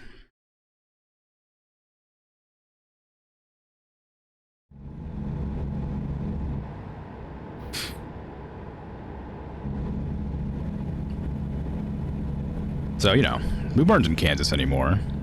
We were in Kansas, like, you know, like 3 months ago when I played the game. We drove through Kansas, I think. What was that noise? Did you hear that beep? Was that my truck? Did my truck's brakes do that? What the hell's that? Is that the song? If that's the song, you're getting skipped.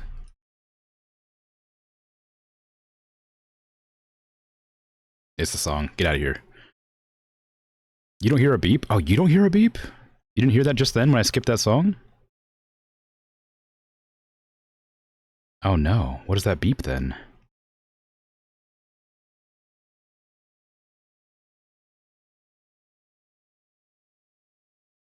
Are you sure? That's a song? Oh my god, is there not a song? Oh no! Has this music literally not been playing the entire time I've been streaming? Oh yeah, look at that, it's not turned on. Wow, that's really funny. Yeah, no, I've had music playing the entire time. You know, like I do with every single American Truck Simulator stream. And I had done at the beginning of the stream. Yeah, okay, let me go ahead and just, you know, pause the music, turn on the music. It's all in your head, Luigi. You're just enjoying the engine sounds. Like, I could leave it off if you like it, but I'm listening to music the entire time.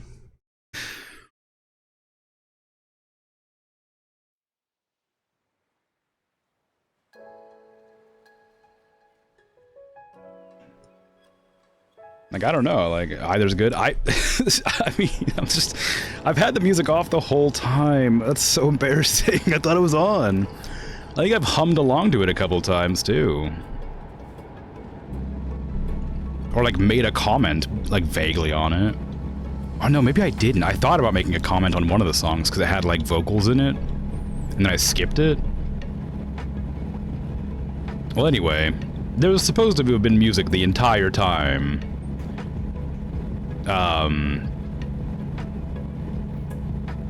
Thought that was my usual idle humming. Oh, no. No, maybe. God, that's so silly. How could I have forgotten to switch that over? Actually, I know exactly how. It's linked to, it's linked to my, what do you call it? The, my browser. So odds are that I just forgot to, switch it over, because I did it on the other screen. I have 3 screens. It was a helpful beep. I guess it made me seem crazy. What's that beep? Did you hear that beeping noise? No. Anyway, so yeah, there's 3 different scenes that I have. There's my starting screen, my Be Right Back screen, and my regular stream screen. And I have to enable the music for each of them if I want it to play, like, separately. So I probably had it set to on for my, I didn't see the game telling me to merge. Oh, it's right there. It told me to merge right at the last second. That's why I didn't know. But the, I love that I decide to turn on the music on a song that's really hard to talk over.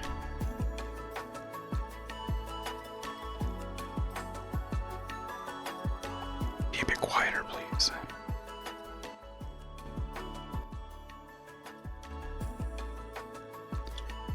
Like, I don't mind the music, but, like, sometimes the songs are, like, just a bit intrusive. Like, that one's just, like, hard to talk over for some reason. I don't know why. Anyway. So yeah, the starting soon screen, I remembered to turn on the music, and then when I swapped it over, I forgot to turn it back on, apparently. So I was just listening to my music the whole time. There must have been a lot of silences that I wasn't aware of while I was just listening. Because usually if there's like an interesting part to the song, I'll stop talking and just listen to it. So odds are I was just being silent sometimes for no reason. God, how unprofessional of me. But I guess there's always a potential that people who watch the stream are like, or who are here, not necessarily watching, who are like lurking, will have me like minimized or up in the background talking. So maybe having music playing as well is kind of distracting, because they might have their own music playing. But I don't know.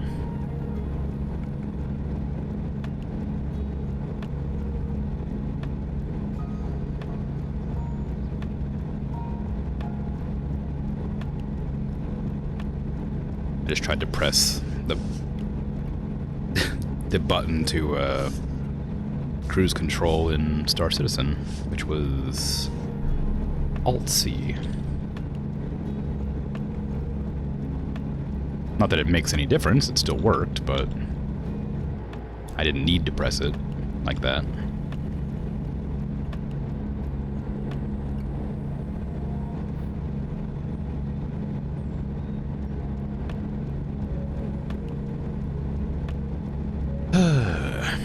Can't believe I went 2 hours of that music. I guess I don't really need it. If nobody noticed, it's probably fine.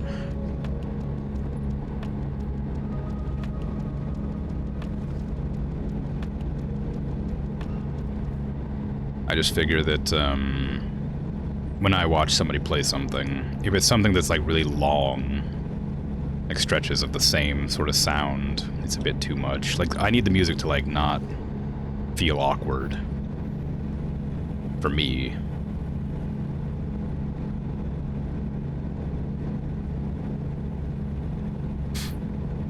Also, it helps to mask my my sniffling a little bit.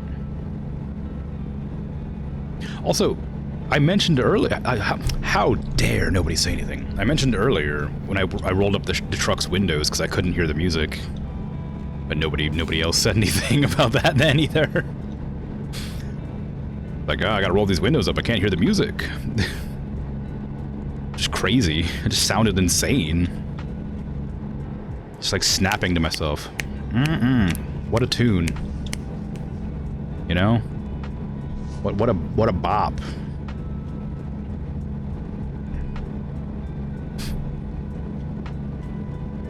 How embarrassing.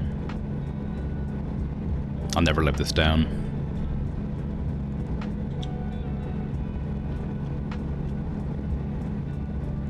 "5 years from now, people are gonna be like, hey, remember when you forgot to unmute the music on that one American Truck Simulator stream? Can't believe it. It's almost as bad as that time that you, like, killed that guy in that game that you didn't mean to. I don't know, I couldn't think of anything fun. I could, but I didn't want to say what I was thinking, because I think it was funnier, but, like, inappropriate, and also wouldn't really make any sense, because it was a reference to a different person's stream. You remember that, but you have been concentrating on conveyor belts a lot? Also, if it was in the middle of tank chat, you tuned out. How dare you not be interested in my World of Tanks chat? Don't you appreciate the discussion of the AMX-40 and the KV-2 and their silliness, as well as the OI? They're so silly.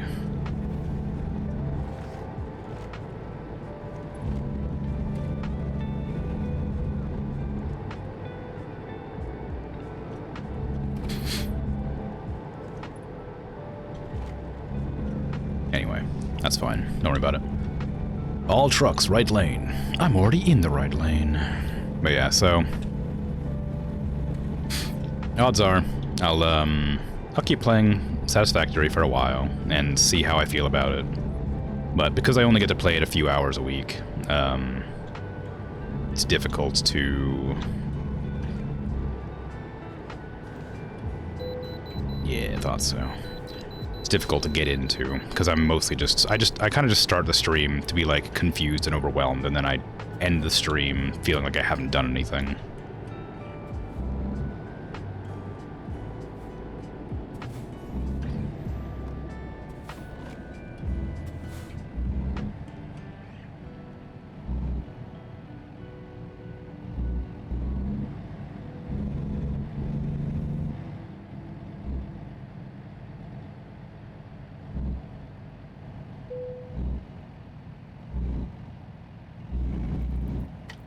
The shopkeeper in Oblivion you blasted in the face instead of coercing.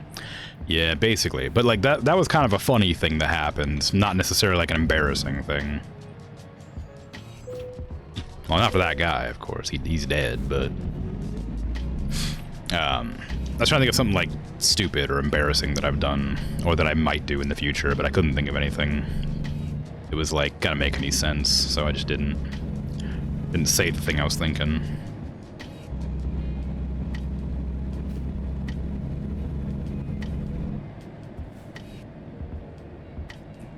Better yield.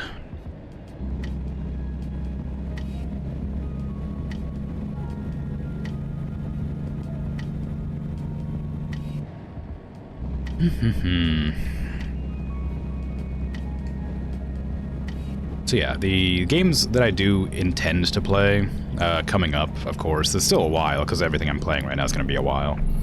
But for after Oblivion, I'm probably going to play maybe... I mean, I'll need a palate cleanser, and then I'll play a different game that's like shorter. So I don't know what the palate cleanser is going to be, but I'm assuming I'll probably do maybe Overlord, because I can't figure out where to fit that in. And I want to like a game after that that isn't Fallout. So I might do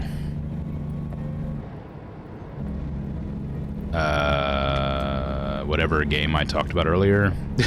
No, I can't do that. MechWarrior's not available yet.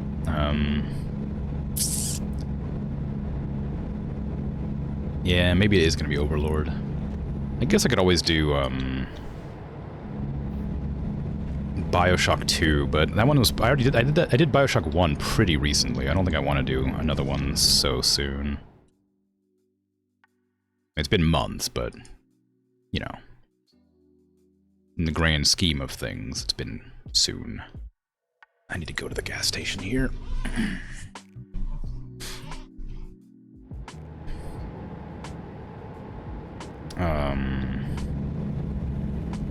But the Dark Souls games are a bit long. They're kind of like up there on the list of games I want to play. I want to play a Dark Souls game on stream. So odds are those are going to be pretty soon. Dark Souls 1's not super long, unless you like, you know, are like very bad at it. But I've beaten Dark Souls 1, but I haven't done the DLC for it. So I want to do the DLC. And I don't know how long the DLC is. But I haven't beaten Dark Souls 2. I barely even played it. Dark Souls 3, I have played, but I don't think I beat it. Maybe I did beat Dark Souls 3. I don't remember. I think I beat it, but I don't know for sure. But I haven't played its DLC. And Elden Ring I've beaten, but haven't played the DLC for. So I've got a lot of games in that series to play. I also want to play The Surge, which is a Dark Souls-like. I want to play that as well. That has a sequel. Is something wrong with my brakes? Like, I feel like my brakes just aren't working. Am I pressing the wrong brake? No, I'm not. I'm not pressing the engine brake, which is what I thought I was pressing. Engine brake might be better than using the other brake. I don't know what the engine brake does, but I've been using the correct brake. The trailer brake is what I've been using, but it doesn't seem to like do enough to like stop me properly. Actually, is the trailer brake even working? Yeah, it is. Okay. Star Trekker brake. I wish. Just like pull a lever right here and stop immediately. No, I have engine brakes, trailer brakes, and just regular brakes. I think I have emergency brake too if I press spacebar. I don't know if that stops me though. Oh yeah, it does. It's a parking brake, not an emergency brake.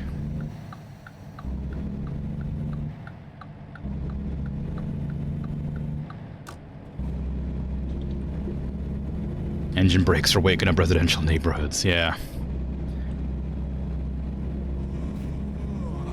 I mean, if it works, right?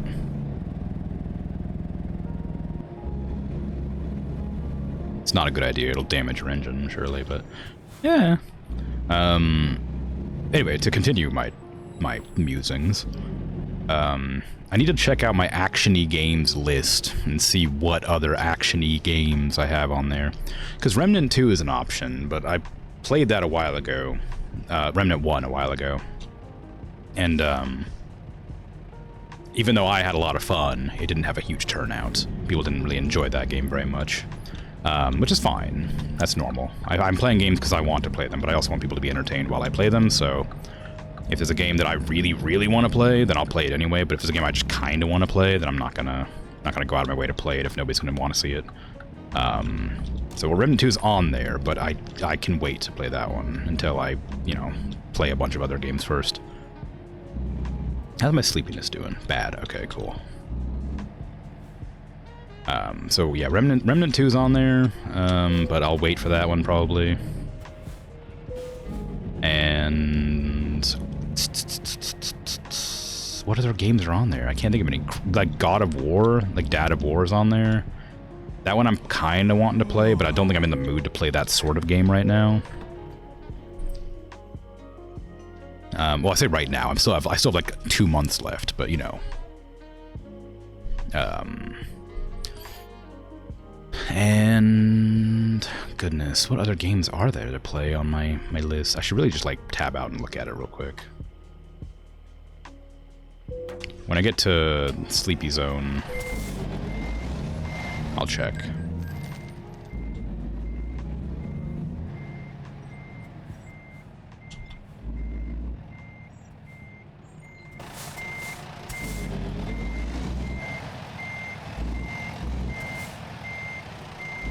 Oh, I missed it. I missed it completely.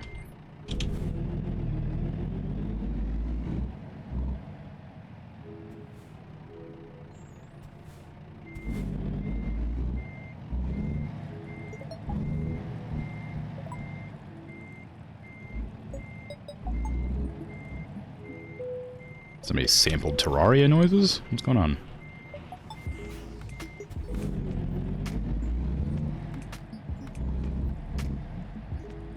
There's a way station right next to the sleepy place. Yeah, I know you're sleepy. I get it. I'm going. I'm going.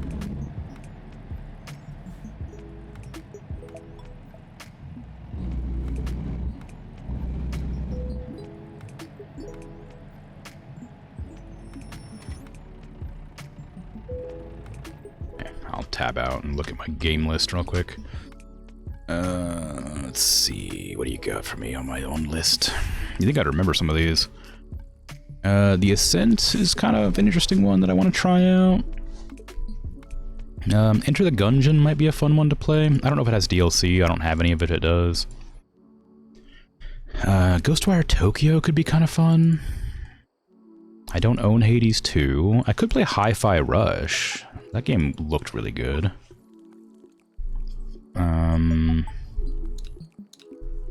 Mortal Shell, maybe not. Mother Gunship, I don't think I want to play that kind of game right now. Outer Worlds maybe would be fun, but that's kind of like Fallout. I don't know if I want to play that right away. Subnautica Below Zero I could try. It's been a while since I played Subnautica. DLC is now prepackaged. Oh, Hi-Fi Rush. Blasphemous is on here. That's kind of like a side-scrolling, well, for lack of a better description, Souls-like. I mean, those are all on there. I have lots of games. The thing is, like, it's kind of hard for me to like pick a game to want to play right now because I'm kind of in a mood. But those are my like action-y games that I would maybe play in place of Oblivion once I finish it. But I have time to decide. And I may decide to play something else anyway after a while. Why do I have a crack on my windshield? Oh, I don't. That's a pothole.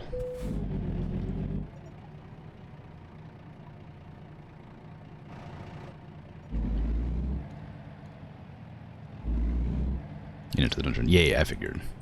But yeah, so like those are games I have on my list to play. I don't know how long any of them are. Again, that's kind of like that's like the deciding factor for what I intend to play. Is I don't want to play a game, another 100-hour game right after a 100-hour game. So I'd probably do a shorter one. And like BioShock 2 is on there because it's kind of, I know it's going to be short. Subnautica Below Zero probably will be fairly short. And Enter the Gungeon doesn't have a... It's like one of those games that you kind of just play until you get bored of, so I don't think that one's a bad option, but I might use that as a palate cleanser instead of a whole game to play. I did that with Dead Cells. Dead Cells is a game I played as if it was like a story game, and regretted it, because even though I had a lot of fun with it, it wasn't like a game, it wasn't the kind of game I enjoy playing a lot of, because it was a platformer and like a roguelike. Even though it was a fun game to play, I should have played it as a once-off and then like come back to it later, and not as like a series game. BioShooketh. Yeah, so BioShock's one of the ones that is definitely on there. Metro is on there as well, but I think Metro is like a pretty long game. No, maybe it's not. I have played Metro before. I don't remember anything about it. Except for gas masks. I remember gas masks. But I didn't realize I'd played it, and then until I went to my YouTube channel and was like sifting through my videos and like organizing them, and then I had a Metro playthrough on there, and I was like, oh, whoops, apparently I played this game before. I don't think I ever beat it though. I definitely don't remember it, aside from like the fact that you have a gas mask you have to change the filter for a lot, and like I think the enemies in the game are like gargoyles or something. But the Metro games are games I really want to play at some point too. But I think that since there's several of them, they're probably pretty heavily story focused, and I think they're quite dark, tone-wise. So I'd like to play them in a different time when I'm like not. Well, I need to like figure out when to play them, but I need to like prepare for them, kind of thing. But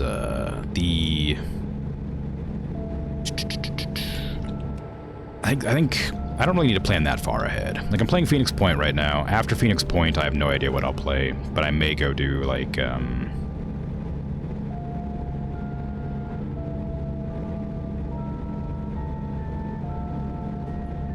don't know.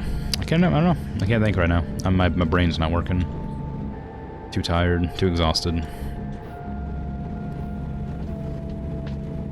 One of those things, anyway.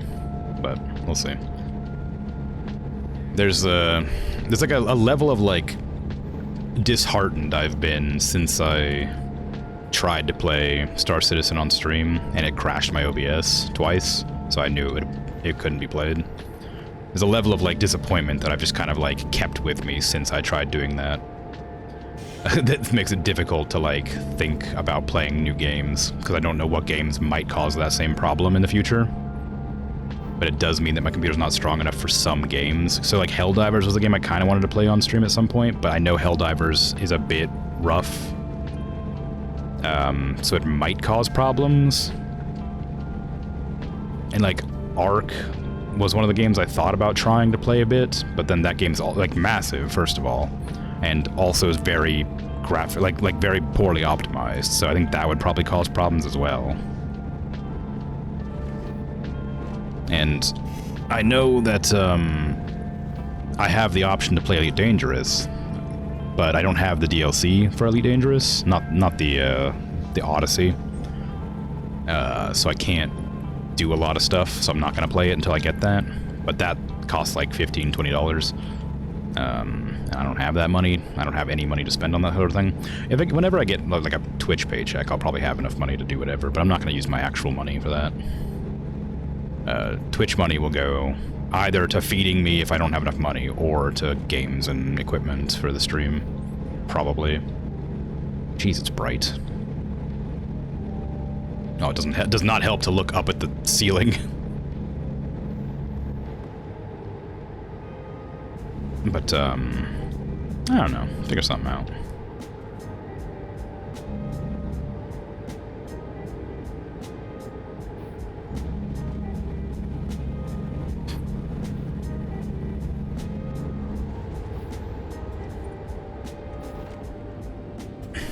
I think below zero is probably a good shout. So Bioshock, Below Zero, and Overlord are up on the list. I don't know if Overlord's gonna hold up. I need to, like, look into it to see how offensive it is. Because it was kind of like an edgy, offensive game at the time to, like, sort of be like, oh my god, I can't believe you're playing the villain kind of stuff. So there might be some, like, some nastiness in it that just doesn't fly.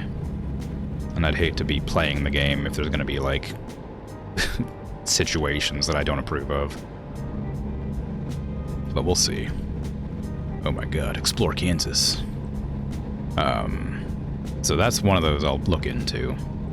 It's like the, in the same, like, vein, there was that game that I played that I didn't like and I stopped playing. Well, there's two of those games, actually. There was two games I stopped playing because I didn't appreciate the way they were talking about minorities. Or whatever, and it was, well, one of them was mainly because I was pissed off at the game itself. The other one was because of it was being a bit offensive. There was Breathage and the War for the Underworld, or War for the Overworld. War for the Overworld was just kind of like frustrating and difficult and annoying. It had a little bit of, like, offensive stuff in it, but Breathage was, like, very actively, like anti-gay, anti-trans, and you could tell the further you got into the game about it. It just got worse and worse. I was like, I don't like this anymore. I need to stop playing it. I no longer appreciate the humor you're going with. At first, it was, like, very subtle, but, like, there was a couple of bits I was like, I don't know if I like that. But then, like, right near the halfway point, or, like, nearer the end of the game, it started getting really overt, and I was like, this is a bit, like, much. This needs to stop. So I'm a bit hesitant about Breathedge 2, because the devs said that they didn't... I think, if I remember rightly, I read that the devs didn't, like, care about the outrage about that sort of stuff. So I'm a bit nervous. And Breathedge 1 was really fun up until that point. I'm probably not going to play it, Breathedge 2, but I'll look into it, see if it's the same devs, or if it's, if they've made any amount of, like, redemption. It's the one you kept thinking of when you say Overlord is War for the Underworld, Overworld, whatever. No, yeah, that's a different one. War for the Overworld is the one that I got really frustrated with. Your minions, Overlord, or whatever, Underlord. They haven't been paid, and it's like, yeah, well, all right. Anyway, that one got really annoying really fast. And it also was, like, really hard. And there was, like, apparently, like, on the forums, they talk about the missions. And a lot of them just have to be beaten in a very specific way. Like, you can beat them if you're, like, really good at the game. But most of them are, like, they introduce a new mechanic and they want you to, like, exploit that mechanic to win. So about the point where I stopped having fun was at the point where they were like, you have to do this specific way or you will not be able to beat the level. And I'm like, that seems boring. So I stopped. I could always play Dungeon Keeper. Those games were, like, legitimately fun, and they're just that game, but, like, old. But maybe not, because I don't know how well it would run. But Overlord is a game where it's like Pikmin, but edgy and evil.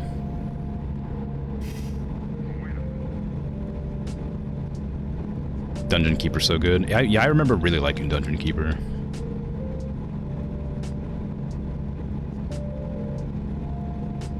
You've seen Has-Has play not long ago? Dungeon Keeper or Overworld?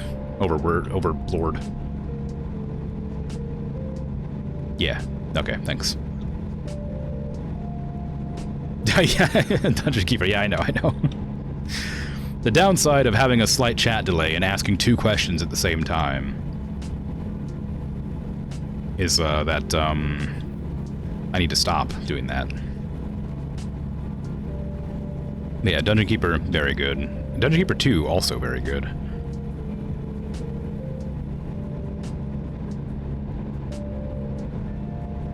also gotta finish beating Black and White 2. I kind of regret installing that that mod for it, though. Because I installed a mod that added a bunch of cut content and changed some of the maps and stuff. And, like, added some other, like, stuff from the first game. It was like a community mod that was, like, suggested. It's called, like, Redux or something. Where, like, everybody's like, oh, it's amazing, it's really good, it adds so much to the game. And, like, I don't really like it. I like the original game more than I like the stuff that I added. Like, the original game's, like, short and easy, but I just feel like it's more complete. It feels better to play the original Black and White 2. But hard to say. And I think I'll have to figure out how to play KOTOR, because I really want to play KOTOR on stream, but again, I need to, like, figure out how to remove the copywritten music from it. Because that's the only thing that is preventing me from wanting, or, like, from playing it, is that it has copywritten music. It's the reason I also haven't played Death Stranding. Because I very much want to play Death Stranding, but that game is just copyright music, the game. And you can't take it away because the music is so specifically tailored to the game. Or maybe the game is tailored to the music. It adds an amount of impact that is required to play that game, basically. And so I really want to play Death Stranding, but I gotta figure out how to do the music thing. And other people have played it, so clearly somebody figured something out. Or maybe because the music is in the game, it's fine. I don't really remember how this has worked out. I know with YouTube it's different than with Twitch. With Twitch it's a bit worse, because they don't have, like, this sort of weird licensing thing YouTube has. But I don't know how to figure that out right now, so I can't be bothered. But it's on there, it's on the list. So yeah, once that's all figured out, it'll be fine. But yeah, Overlord, I'm just, like I said, I'm a bit nervous about, because it has, I remember one part of it that I think is offensive, but I don't recall for sure. Because I've seen it played, or I maybe played it very briefly when it first released a long time ago, but my friend owned it. So I don't think I played it. I think I saw them play it a bit and thought it looked really fun, but never got a chance to play it, maybe. But I want to play it. But if it's got, like, a whole bunch of stuff that's, like, offensive because of the time it was released, I'm just not going to. And especially, like I said, because it's kind of got that edgy, sort of dark humor to it that, like, War for the Overworld had, and I imagine, because they were released around the same time, I think. It makes it a bit more of a dicey situation.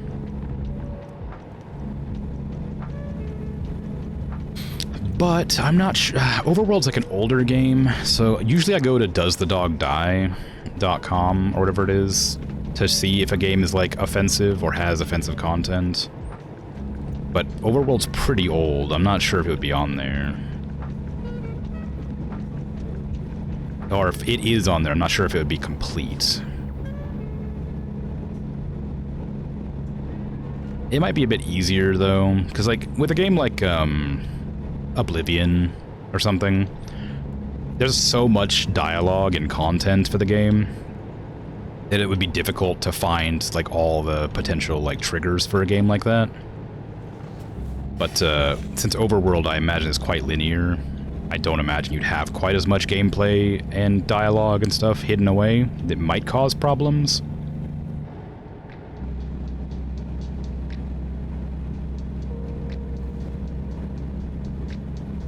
But I'd have to look, and I don't really want to right now. That takes time and effort, and I'm lazy.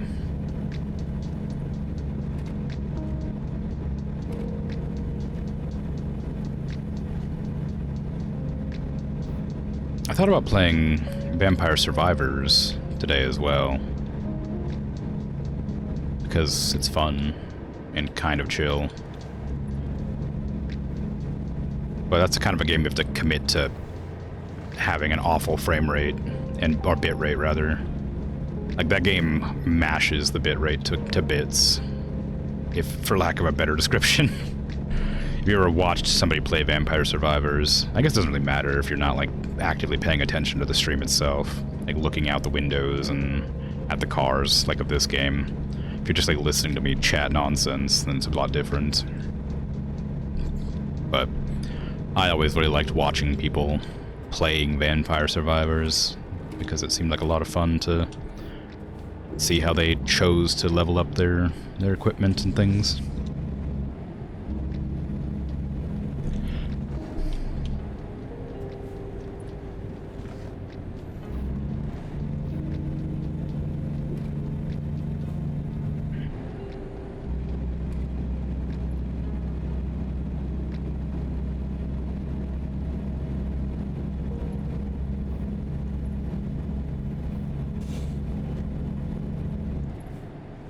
I think I've run out of things to say. I don't know. That's Truck Simulator. Pretty good. It's relaxing, but I'm out of things to say. I've ran out of things to talk about. Usually I just sort of chat about nonsense related to the channel when I'm playing. But I kind of went over all my stuff that I had thoughts about. So now I'm just sort of driving.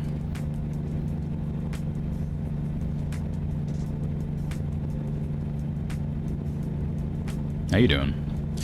How goes things for you? Anything exciting happening?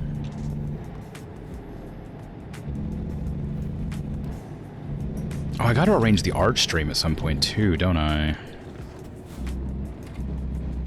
I keep forgetting to do that. My 300 follower, like, special art stream was was meant to be arranged at some point, but I forgot.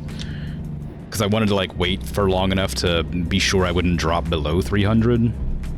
And now it's been, like, months, and I've just forgotten to do it. So I probably should. I'm up to, like, 329 now, which is nice. It's gone a lot slower than I thought it would, though. Like, there was a couple points where it, like, kind of, like, skyrocketed, then it, like, dropped off completely. I don't know why. I don't mind terribly, of course, but I do mind a little. Not much? Yeah, that's right. You slept more than 12 hours and didn't go to a shopping center. Well, that's okay. Sometimes you need the rest, you know? Shopping center's not going anywhere. You did forget this always happens day after an inspection? Yeah.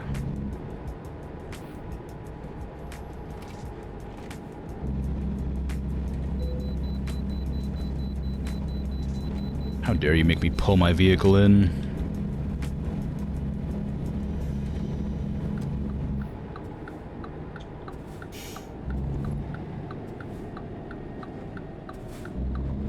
Yeah, art streams are usually reserved for, Sundays. So, if I'm gonna do one, it'll be on a Sunday for me, Monday for everybody else.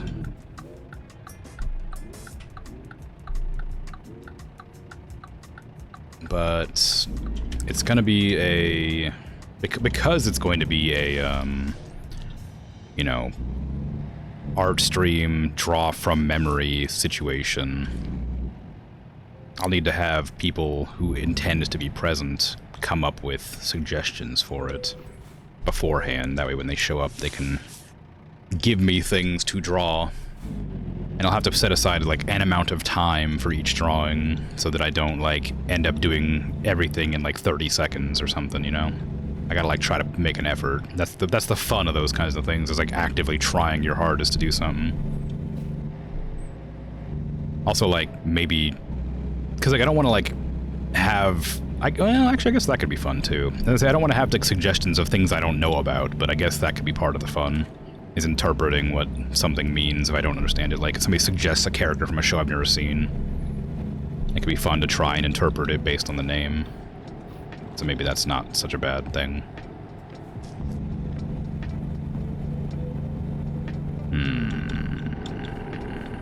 Well, I don't know. I'll see. But that'll probably be... I guess I need to, like, just set a time for that, and then just deal with it. Let's say in 2 weeks, I'll do the art stream. So on Sunday, the week after this one, I guess.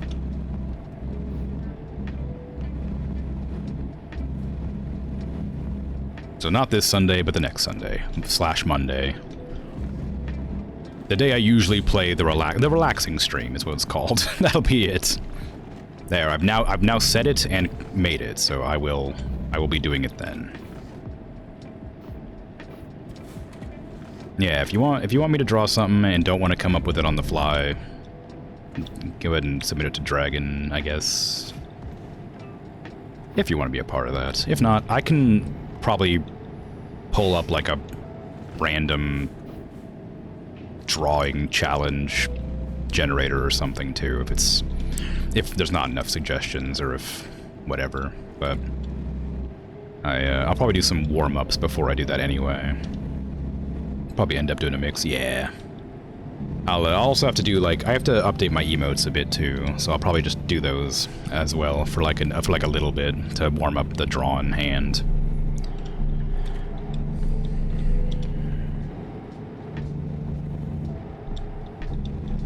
The left hand. not the good hand. New store just opened. Wow. But yeah, so I'll try to find a good character randomizer that I can use as well. It could be from anything really. It doesn't need to be from anything specific. It could be like video games or you know, television shows, cartoons, anime, whatever. And I'll do my best to draw them from memory, I suppose. Real life people are going to be off limits.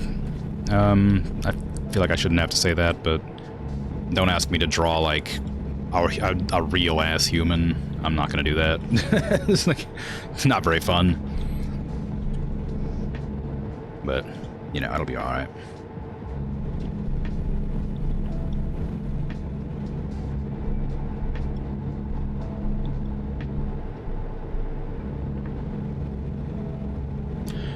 And I just pressed Z to auto-run. That is not the button in this game, it's C. But yeah, it'll probably be pretty fun, but again, it's one of those things where it's if there's not enough suggestions, then I'll have to end the stream short. I need to find a way to make it at least 3 hours. It doesn't have to be the full 4-hour stream of drawing nonsense, but I want it to be at least long enough that I can, you know, chill for a bit.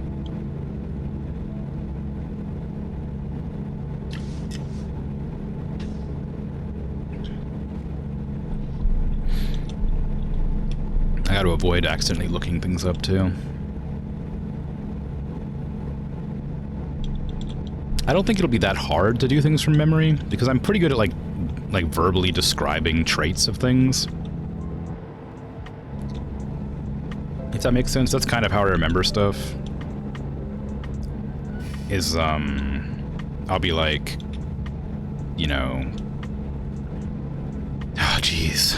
What am I gonna give an example of? Pac-Man is a really easy one. It's a circle with a triangle out of it and some eyes. That's an easy one to do. From memory, because I can describe it to myself.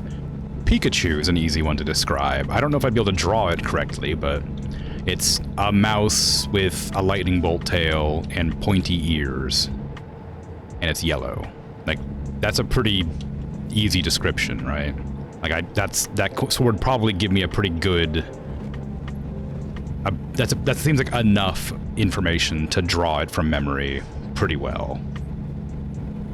But, you know...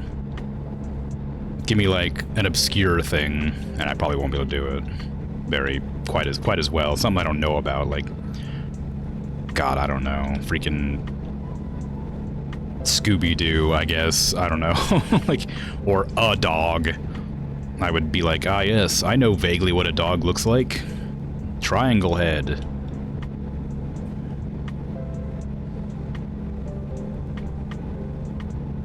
You have to keep your eyes closed from now until art stream, so you don't accidentally look at anything how it appears. Yeah, exactly, that's the plan.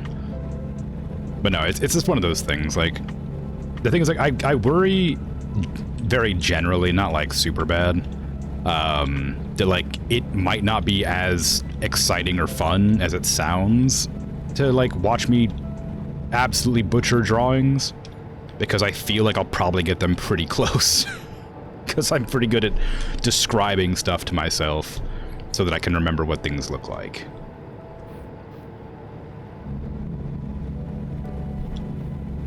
But maybe not.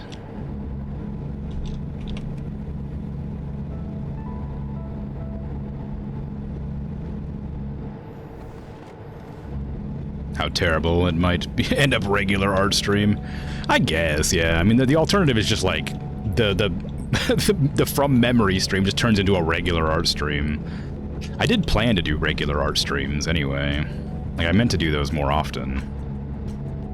Because I like, it's just kind of like nice to train the left hand to be better. Hey, Simpin, how you doing? Just playing Once Human. Nice. My friend really wants me to play that, but it's big and doesn't work on HDDs very well.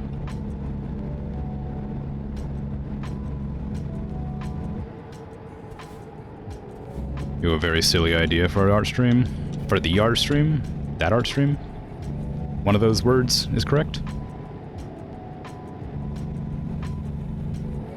Cool. Look forward to it.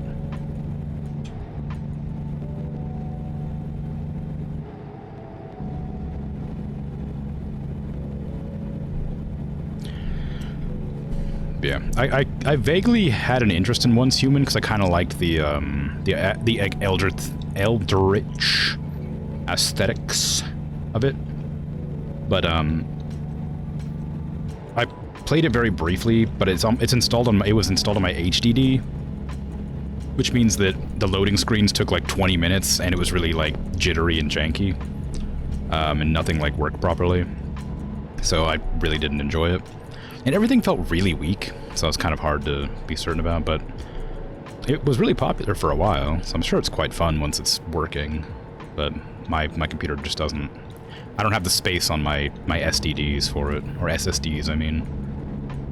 I have one SSD purely set up for Star Citizen, basically, because it's 120 gigs or whatever.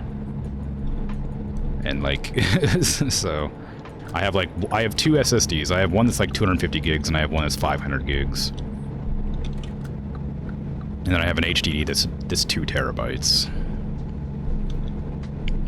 I need to get an SSD that's larger because it is a problem.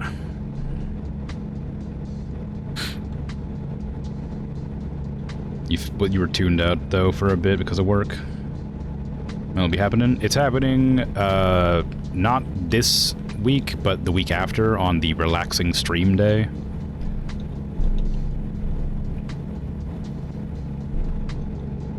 There was a server maintenance for 8 hours, but they said it was 4. That happens. It's just an online game.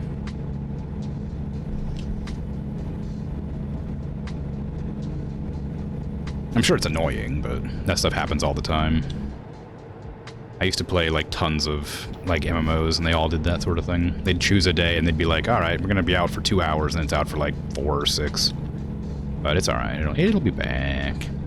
Yeah, at least, like, as long as it comes back eventually, right? Looking forward to it then? Cool.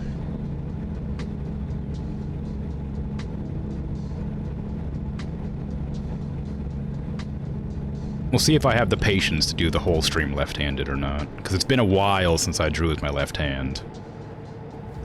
Aside from, like, the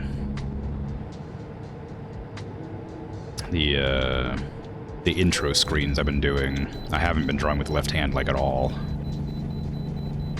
So it'll be kind of wibbly. But I really want to get better with the left hand, so I can actually use it if something happens to the right one. Which probably will due to carpal tunnel or something, just from repetitive stress.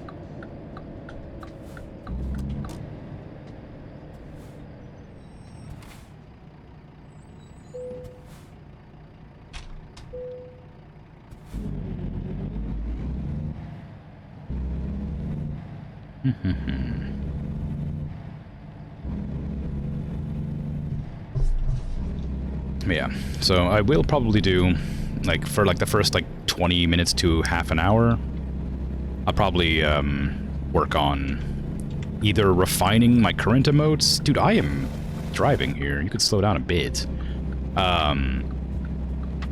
Refining my current emotes or making new ones. Because even though I like the idea of having a bunch of vegetables and fruits in my in my emote repertoire, I might just get rid of some of them. I made the mango as like a joke because I used to eat mangoes constantly. And it was just kind of funny meme, funny channel meme. But there's just better things I could use that emote slot for. You got the best mango emote on Twitch. Thanks. There's probably not many. There's probably like maybe 3, maybe 4. The mango's so rad, though. Well, I mean, yeah, I guess I could get rid of... I like the problem is I like the mango, I like the croissant, and I like the grip it and rip it. Like, I like those ones.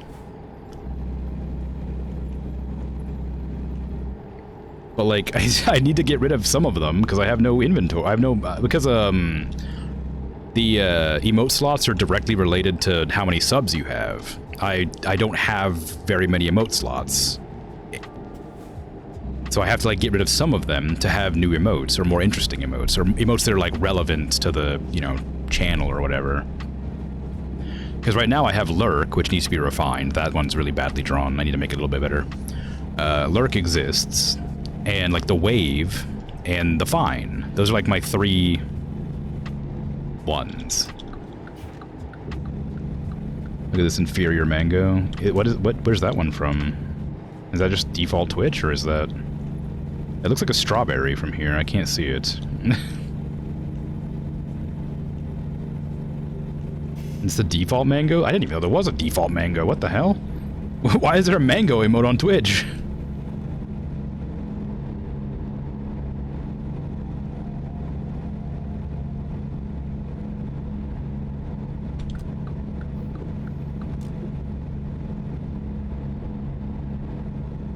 Well, anyway, yeah, so the free emotes scale with the number of subs you have, basically. I think it's like every 5 subs you get 1 more extra free slot.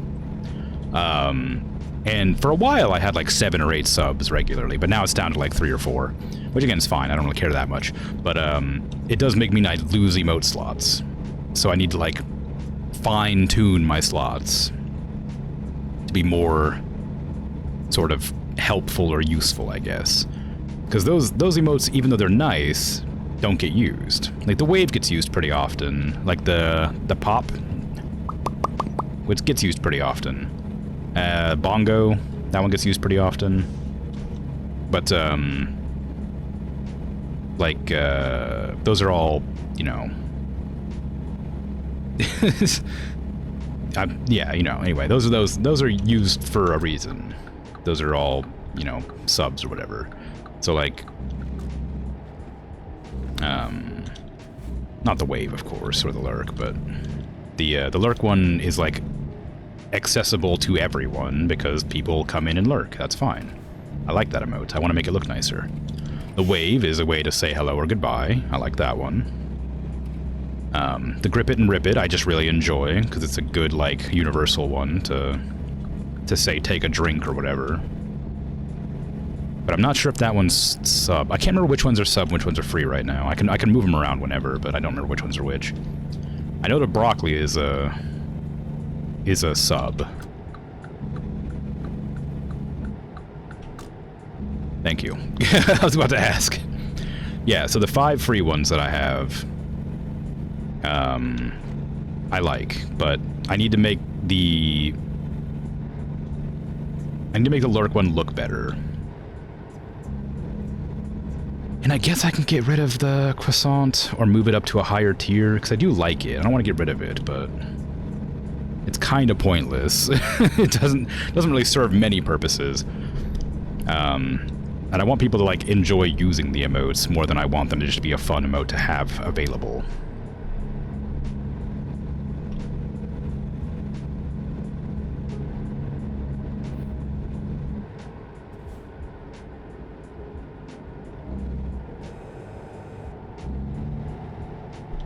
So, I'll see. There's a couple of them I had ideas for, but I think one of them I have a pretty good idea. I think 3 I have a good idea for.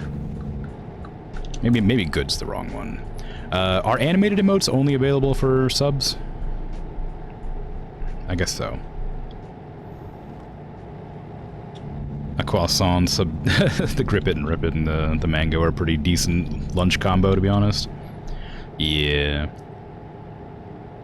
I think so. This is a wild poll nobody knows about anymore. The croissant is literally only made because of a joke from my old Medieval Dynasty stream. The croissant is bread because of Bread Greg, a bandit who had a single like loaf of bread on him when I killed him, and then Mop Top made a big stink about murdering Bread Greg.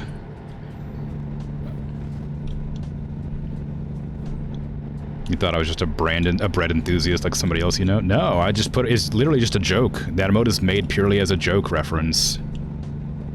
Same with the mango. The mangoes literally was only made because there was a point where like there was a lot of jokes about me eating mangoes. I think Virgil was doing most of those, but it was like a pretty widely known thing that I liked mangoes, and that was just being a joke for a while. So those 2 emotes are just jokes. And the grip it and rip it was because every time I started stream, I would open an energy drink. For like the first 3 months I streamed, I would just always open an energy drink at the very beginning of the stream, and that's why I made grip it and rip it. The gar. So like they're all just joke references to earlier times in streaming history. They might be fun emotes, but they have no bearing anymore. They're just there. So the wave is like a wave, and the lurk is a lurk, but those other 3 are just kind of whatever. I like them, but they're just references. Emoji entomology, yeah.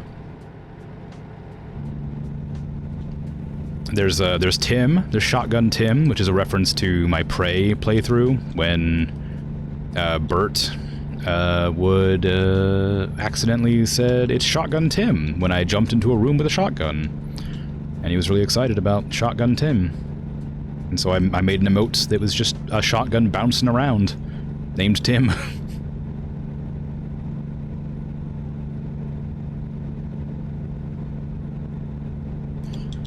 And I just thought the bongo crim and the pop crim were fun, because I saw other emotes using those, and I was like, that seems like a fun one to do, so I just put those up for fun. But they don't have any backstory, those ones are just silly. I just liked them. And broccoli was because after I made the bread and the mango, I decided to make a vegetable because I wanted to do a food pyramid thing where I got like every food group in my emotes. But that plan, this is going to sound kind of like doomer, but it's not meant to be. The plan was, because at the time I had come up with this plan, I was getting a lot of followers pretty consistently. I was going to I expected my subs to go up as well at the same rate. Because at the time I was getting like 7 or 8 subs. And I was like, okay, it's going up. I started off with none, went up to like 2 or 3, and then it went up to like 4 or 5, then 6 or 7, then about 8 or 9, whatever. So I expected my subs and my emotes to go up, like my allotment, at the same rate. So I was planning on doing just a bunch of random emotes, and the food pyramid, food groups, like, breads, like grains, dairy, vegetables, fruits, that sort of thing, fishes, whatever. I was just going to do a bunch of random, food emotes that matched the food pyramid allotment or whatever, because I thought that'd be really silly and cute. But then, I sort of plateaued for a bit, and just, didn't get any more followers or any more subs for a long time. And I started getting more followers again. And then I made the broccoli emote because of that. And then it sort of plateaued again. And I'm sort of, getting a few more now again, but it's still pretty slow going.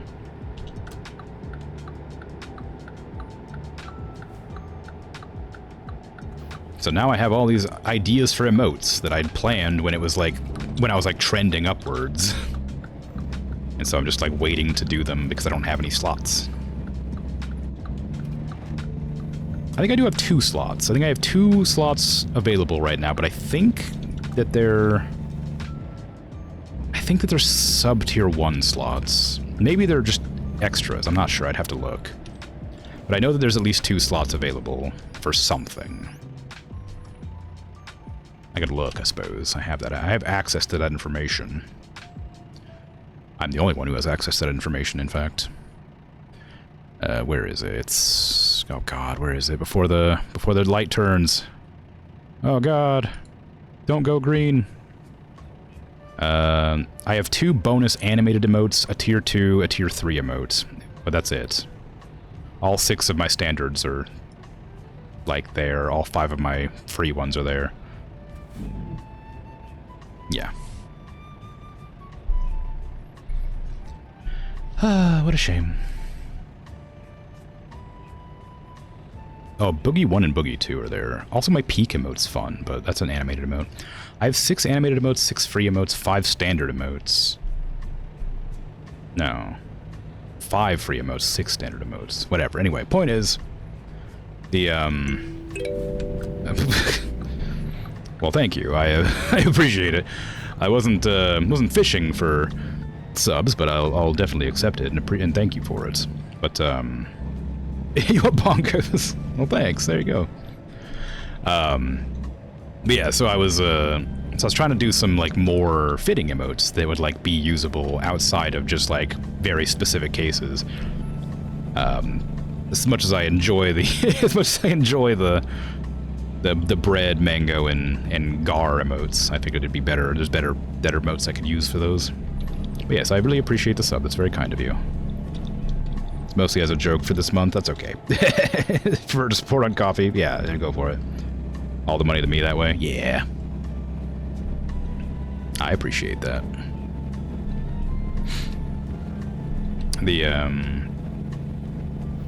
Yeah, the money from Ko-fi goes to me directly. Twitch gives me half, but I think that, like, there's an amount of, like, algorithm that subs influence, I think. So I appreciate it regardless, even though it isn't just a joke for a month or whatever. Because I think that the more people spend on Twitch for a streamer, I think the higher they get boosted in the algorithm to an extent. Because I've noticed that when I get, like, a lot of follows, or when I get, like, a lot of people coming in, is usually almost immediately after I get, like, 2 or 3 subs. Reeling people in. Yeah. So I think that the Twitch decides to like allot your viewership opportunities higher the more you get money for them, which makes perfect sense, but is also kind of annoying because I can directly see the influence of, like, raids affecting, like, my visibility. Not so much, like, obviously because they come in and see, but more like for, like, a week trending after that, the viewership stays the same despite the raids usually being from similar groups of people or the people that I've already seen before, like when Patat raids and stuff like that, with, like, 20, 30 people, whatever. A lot of times it'll be, like, the next, like, week or so has higher viewership. And when I raid people, I also notice that going up as well. So there's a lot of, like, subtle, like, differences. Basically what I'm saying is I should raid more, but if the first person I see that I try to raid doesn't have raids open, I just don't. It's just it. The more you learn about Twitch algorithms, the more crazy it feels, not gonna lie. Yeah. And the thing is, like, it's one of those things that's, like, kind of hard to, like, have any proof of. I'm just guessing based on experience, which is, like, what, confirmation bias? Is that what it is? Like, I can only say these things because that's what it seems like, but I have no number proof other than when I've noticed things changing has been these specific instances. Maybe just some days I'm playing a game that people really want to watch, or maybe it's the algorithm. Yeah, I don't actively try to appease the algorithm by like playing things I know would do well. I'm playing what I want to play, so I guess that's sort of Twitch career, like problems. But I'm not looking to make tons of money with Twitch. It'd be nice, but it's not like I'm looking for a job doing this. Just any amount of money coming in is kind of nice. But it's mostly so I can play these games that I've had forever. Excellent, wow. San Angelo to Olympia, 150 grand, wow.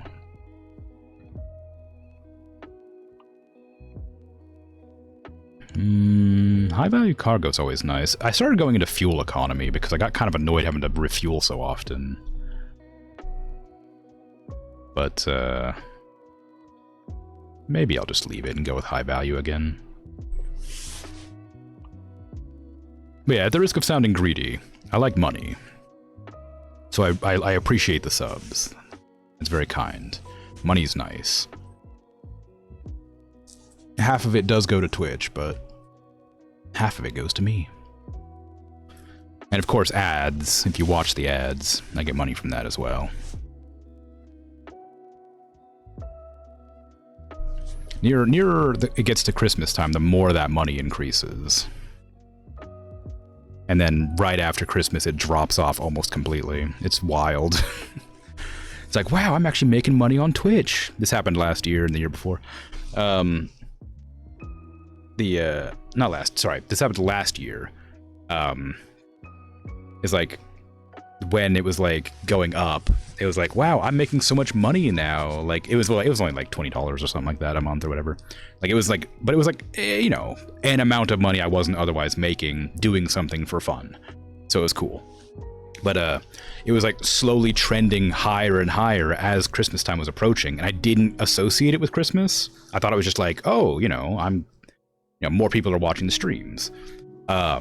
And the amount of people watching has steadily increased for, months. So like it's the follower counts and the subs that are like plateauing, but the viewership is going up. For whatever reason. But I'm happy about it regardless. But with the last year, like I was making like way more money than I had previously because it was getting close to Christmas time, and I didn't realize that was where all the money was coming from. And then right when it hit like January, I suddenly went down to like nothing. And I was like, what happened? Oh my God, like this is crazy. I was making so much more money for fun. And then like I made nothing for like, several months. I mean, of course I was still making money off of ads and subs, but it was just so like wacky to watch the ads like stop because Christmas was over. And like it goes up every holiday. So around like Easter, it goes up a little bit and then it goes down again. Around Valentine's, it goes up and goes down. But I hadn't experienced it yet, because I hadn't been streaming that long. And now this is my second year of streaming. So I can notice the trend starting again. I can notice the ads like increasing in value. It's very silly. It's like the same on YouTube and other platforms and all. Yeah, basically. I don't make money on YouTube, so I don't know exactly how that works, but I imagine it's similar. But it's very funny to watch the numbers directly correspond to the holidays coming up. I need to get new trucks and upgrade my current truck. I did just level up too, so I might have access to new trucks. A new Volvo hubcap. Exciting. I guess maybe talking about money isn't a very exciting stream discussion. But I just think it's kind of interesting. Don't forget, once I hit 500 followers, I'll have 5-hour streams instead of 4 hours. As if I'm not already doing 5-hour streams twice a week anyway.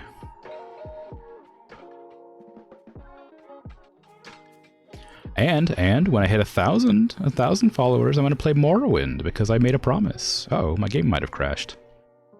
Clicking on my new items available. How odd.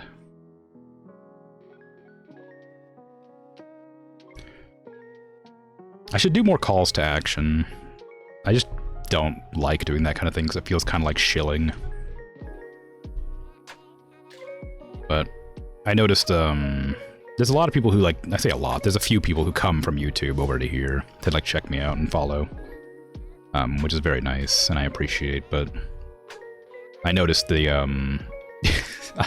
I noticed when I started the stream with, I know some people watch the VODs, so if you want to come on, drop a follow, and maybe subscribe, I'd appreciate it. Whenever I would do that at the beginning of, and end of my streams, I noticed the follower increases slightly more, but I also feel kind of like scummy doing that. I guess I need more drivers. How many garages do I have? Like, calls to action do work, but they do feel kind of gross. I could upgrade my Seattle one. I'm in Olympia, I think.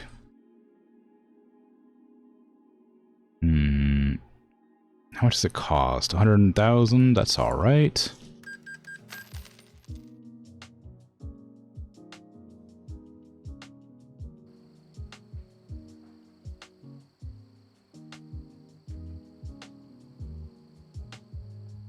Once you're nervous to face something in Once Human? Or generally?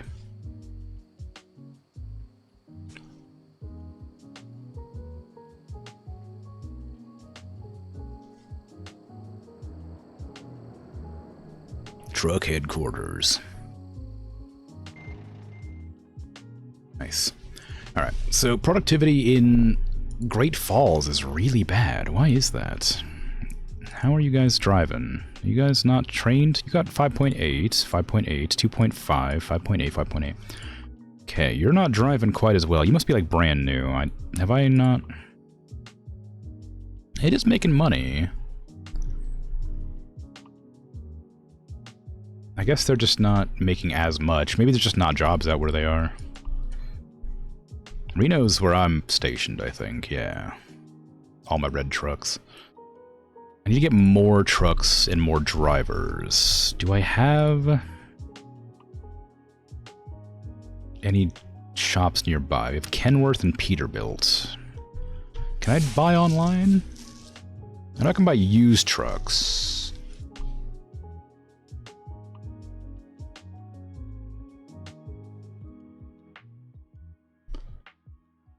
I need to get a new, better truck. My current truck is good, but I'd like to upgrade.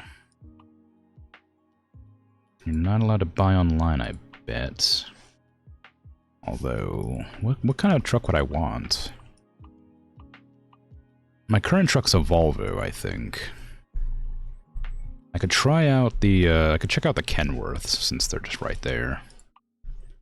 See if there's any good ones, new ones. I don't really know what one is better than what I have, unfortunately. I wish I knew anything about trucks. I think I've had this one in the past. The high-rise sleeper one. I know I had that one at one point, because I remember the stripe. Did I have that one? Kenworth W900? Is that the one I'm using right now? I have a Volvo now, don't I?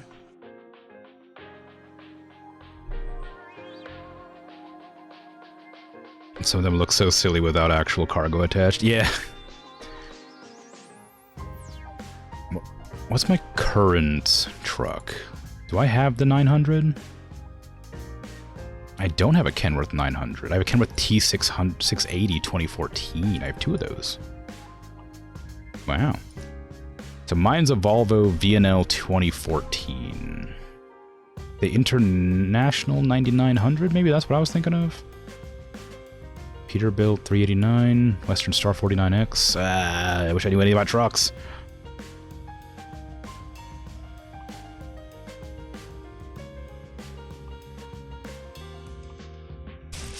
Okay, so what is it? Kenworth. Oops.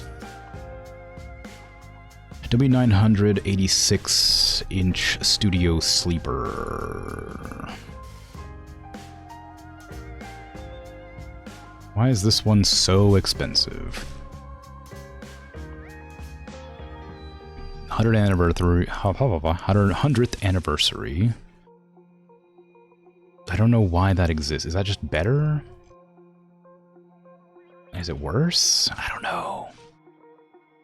Got a 600 horsepower engine. I can go 625. My current truck is 600 too, I think. So there's an upgrade to the engine there. The shifter's 18 speed. I think these are the ones that don't go above 65, maybe. A 7 speed means bad for normal cargo. This is great for heavy cargo. But yeah, I guess you can't go as fast.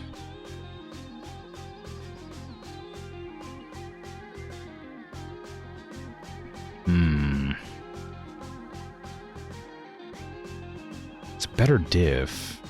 Less torque. No, more torque. This doesn't even have torque. I wish I knew anything about trucks or engines, honestly, because I have no idea how good this is. It's worse at heavy cargo and worse at hill traversal. But maybe it's worse, or maybe it's better, I mean. Last gear 73, differential ratio 3.5525. This one's more expensive. Maybe it's better, you know? More expensive means more good, right? Oh, this is a DLC truck. Oh, okay.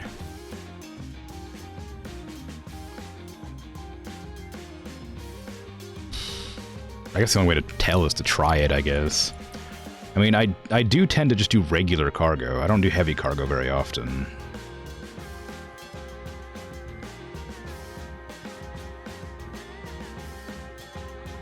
Yeah, alright. Try out that one. I don't know if it's worth taking this instead of, like, one of the longer ones.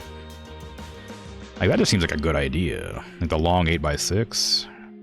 No. Medium would change the entire thing. So I might do that. But it's not red like this one. This one's red. This is better for normal cargo? How? It has better maneuverability. This has better uneven terrain somehow. Don't know why. I don't understand trucks.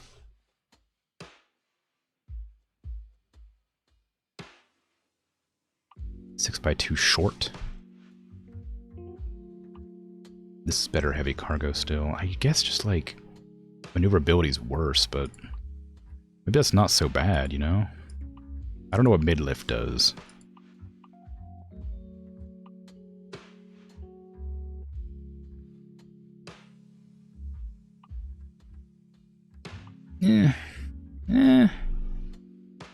Maneuverability's not good anyway, so I'm not sure I really care about that stat. Sure, we'll keep that. 100th anniversary, what do you look like inside? You got like little... I think I do remember this car. I thought I bought it, but I never did, I guess. A truck, sorry. What is this? 650, 625. Let me go check out the other ones. I know I just sat forever looking at this, but you know, whatever. It's fine.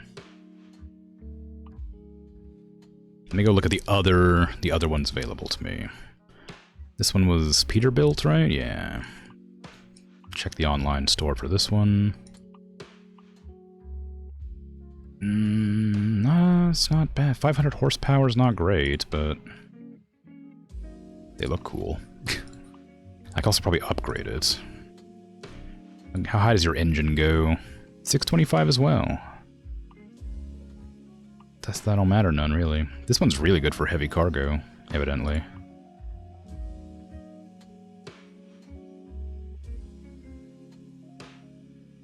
Hmm. 300-gallon fuel. That's pretty strong. Maneuverability's worse, but it's kind of probably fine. Same with this. 18 speed or 7 speed. I guess this is better for heavy cargo and uneven terrain. So it's probably just better generally. It might restrict my speed more, but it's probably just good. Oh, I think I've had one of these trucks before. I recognize this. That mattress back there.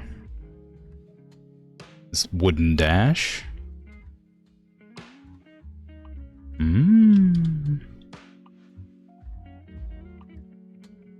Okay, so Peterbilt's nice. It's a pretty good contender. I think I have a Peterbilt 389, though. I think I got rid of it. Somebody else is driving it, I believe. Yeah, right here. Somebody else is driving it.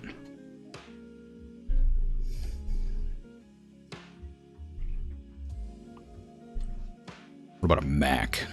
No, I can't. I don't... Do I not know any Mac dealers? Oh, there's one way down here.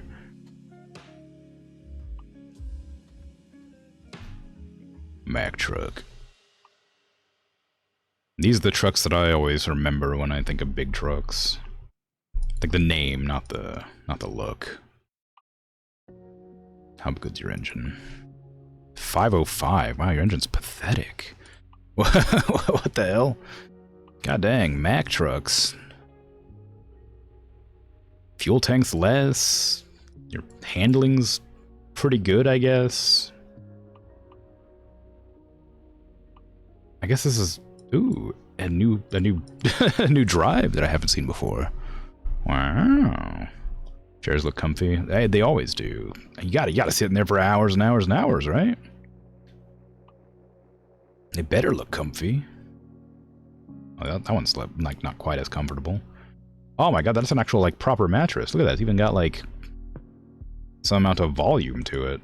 It's not just a flat piece of like cloth. There's a microwave in here? Are you kidding me?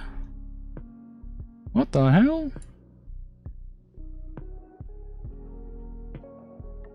Dang. Look at this thing. Got a CB radio up there? This dashboard's a bit complex. We got a little display there. I don't know, I actually kind of like the interior of this one. I wish it wasn't quite so bad engine-wise. This engine's really bad. Do we got any Western Star? Yeah, we do. What do you got for me? Western Star, I think, has the trucks that look like trucks. Western Star 49, 72, Sleeper. I think I have that one. 49X. I think I already got one of them.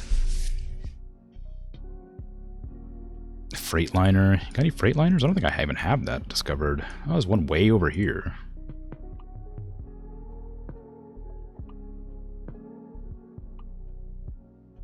Wow.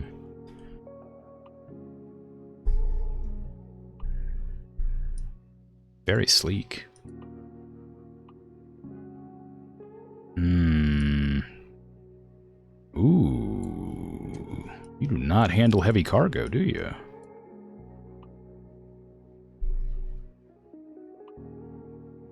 $605.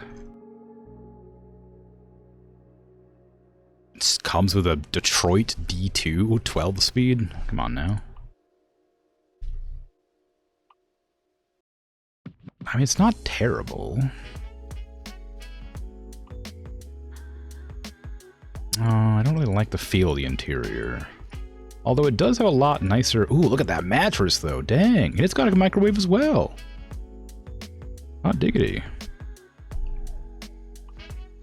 Oh, you can get like a freaking, like... Oh, I don't know if I like that, actually. I was excited for a second. I was like, oh man, you got a TV and like a desk or a table or whatever.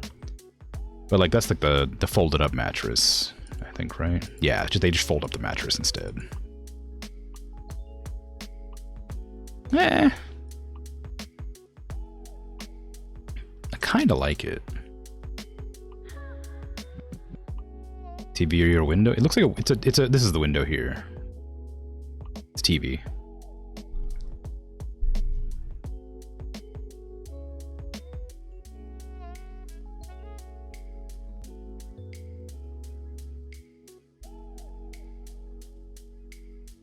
I mean, like, it's really distracting. You want to watch what's going on, you know? I don't like the dash. Like, the back's cool, but the dash is kind of meh. I do like that it has a much larger, like gauge to tell you all the things that you need to know. But I don't think I like I just don't like the way the dash feels. So what do we got left? We got international.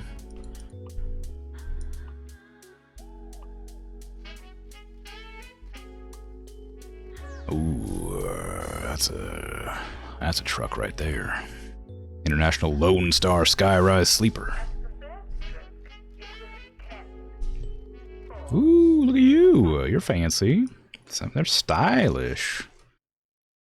Hopefully you're good. 280 gallon. Long, mid-lift. I mean, it works better on uneven terrain, I guess. Whatever all that means. Worse maneuverability, of course. Engine... 605.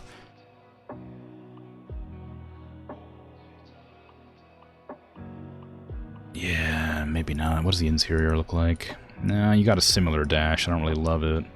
Your TV's in like a more useful place. You got like a weird like cabinet thing going on over here. And your mattress is kind of pathetic. Oh, you got overhead storage though. That's kind of nice. Yeah, I do like the sort of diamond patterned. Ooh. It's got a metal mattress. It did kind of, yeah, didn't it?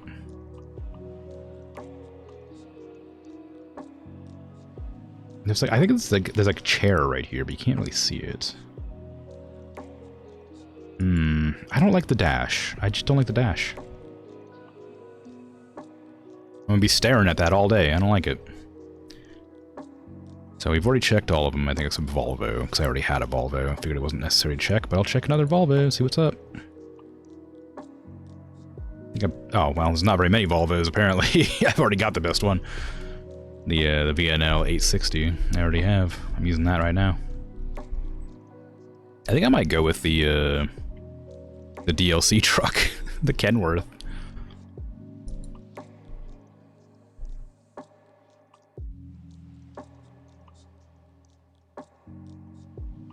Mainly just because it has more horsepower. Oops, hold on. No, don't purchase that. Come on now. I need to customize. As much as I like the patterning, I need to paint it red. It's my truck. And I want to have heavy cargo. An uneven terrain. I guess this is probably fine for that. How much fuel do you get? This doesn't tell me. How much fuel you get? Oh, the tank's right there. It's not on the back. Give me the 625 engine, please. Why does it... It, like, changes a sticker.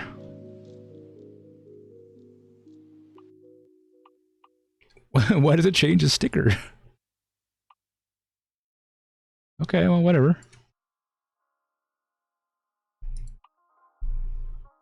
I think I'll stick with the default engine, or the default transmission, just because I would like to the option to do heavy cargo, I guess. I don't love the interior here. I think it's fine.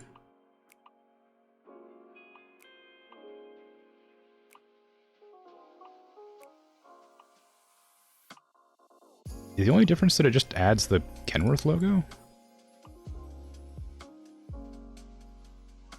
I guess so.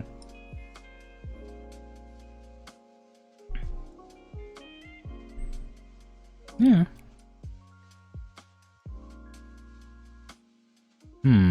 Actually, you know what? I don't think I like this interior dash either. I think it's too open. That's embarrassing. Here I was committed to buying this, and now I don't like the dash. It's too flat. It's too, like, it feels cold. Empty, you know? Too much open space. Don't like it. I need cozy. Can't believe this. I've been shopping for trucks for 20 minutes. What was the one that had a really nice dash?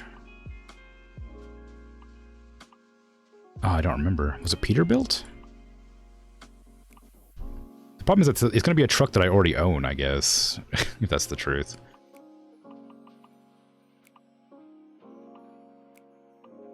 Because I already own the 389 Ultra Cab Sleeper. I wonder if this tells me the default or the highest they can get. Can I, like, get the cheapest truck and give it the best engine? Or is there, like, a limit to the types of engines I can give? per truck. Oh no, looks like I can just give it to the best.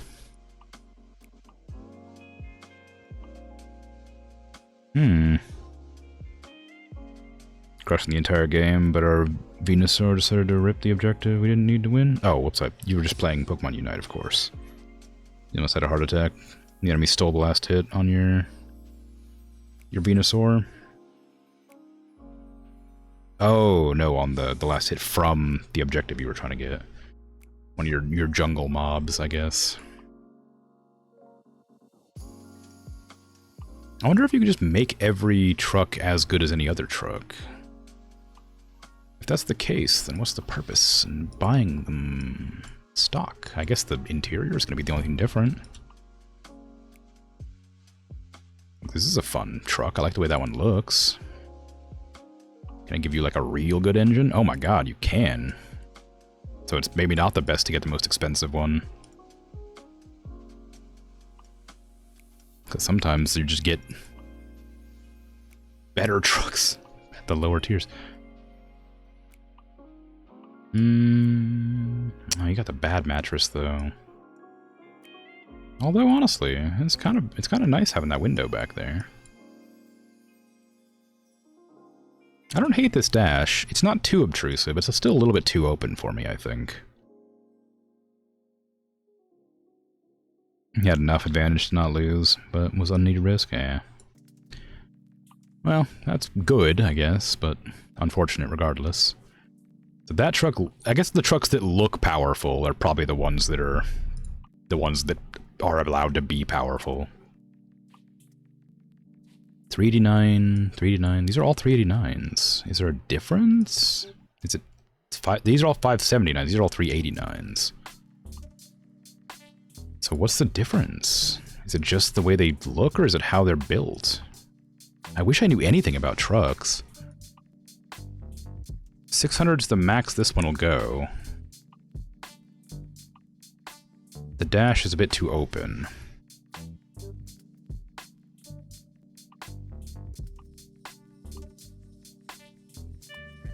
Same dash. Okay, so that's just a type of truck. So the 579s and 389s are the same. I like the 389s more than the 579s.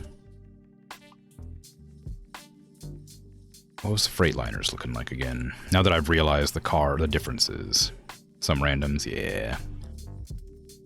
Cascadia. I think Cascadia's had that unique engine.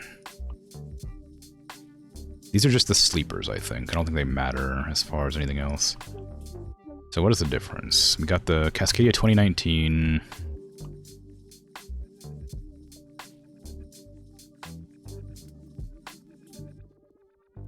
And they're just regular Cascadia, it looks like.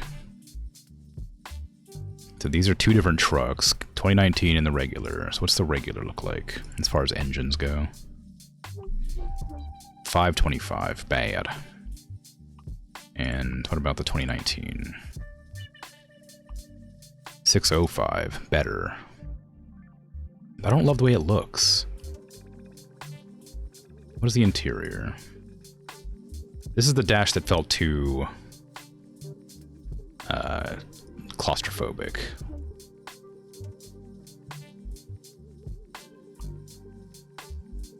But I do like the back.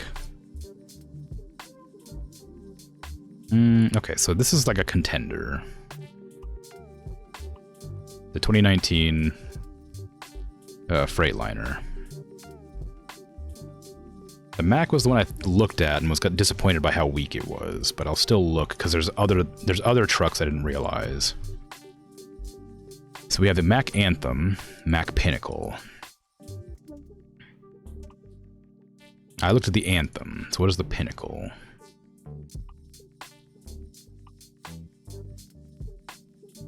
$505, bad. The dash is nicer. I like this dash more, but... So, the Anthem is the one that I didn't like, but still had the same dash, yeah. 505. They have 505, it's just not good. 505 horsepower is not enough. Actually, I don't know, maybe it is. Maybe the way that the torque works makes it better. Nipping off to work. Have a great day. All right, cool. Take care. Thanks for hanging out. I'll sit here and complain about trucks for a while. Okay, so the Pinnacle, I like the look of more, but they're both not great. The Kenworths, I think I decided not to go with Kenworth, but I'll look again, because I don't like their dash. Let's check Western Star again, now that I'm aware of the different types of trucks. So 57 and 49. And yeah, 57, 49. Okay, so what is the 49? That's the one I think I already have, the 49X. I'll check it real quick, but I'm pretty sure I already have that one.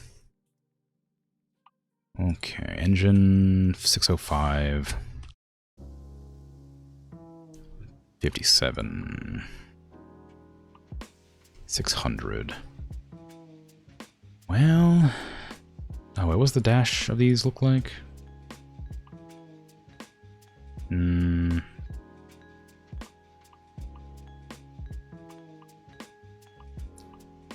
I don't hate it. I don't really like the dash. I feel like it's too close. Like, this feels like it'd be really uncomfortable to sit in, because that feels like it'd just be like rubbing up against your leg.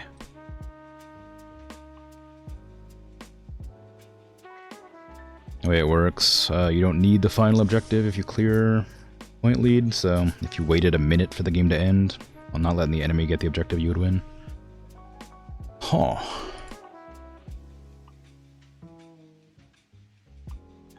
This is the same design interior, just a little bit different color. Same engine, 605, yeah. I don't know. I mean, I don't know how important it is to, like, get the horsepower.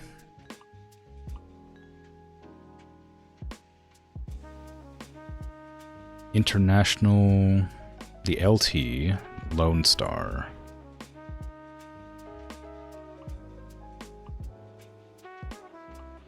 $565-ish. 605. So, I mean, like, I like the way this one looks, but it just isn't as high as the Kenworth. But the Kenworth is a DLC, so it's hard to explain if that's really worth, or hard to just understand if that's the right one or not.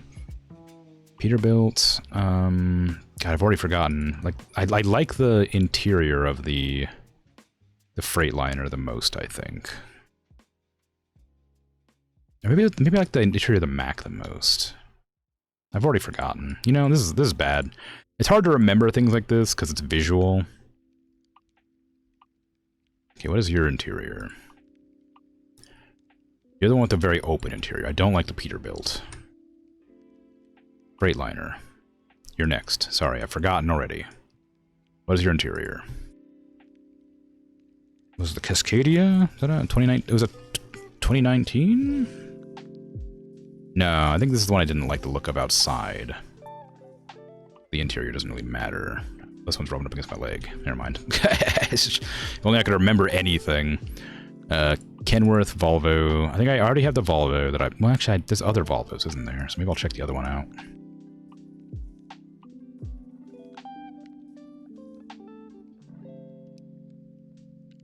Yeah, I have the 860. 740. What's your horsepower? 565. And your dash, a bit too low. Don't love it. So what about the 300? 565, dash, same. And the one I have now, max is 565. Is this not the one I have? I thought I had this one. This is not the one I have. Weird. Maybe it is. I don't know, whatever. Okay. I guess I'm gonna go with the... Oh, can I go with... Do I want to go with the Mac? The Kenworth is just, like... better horsepower.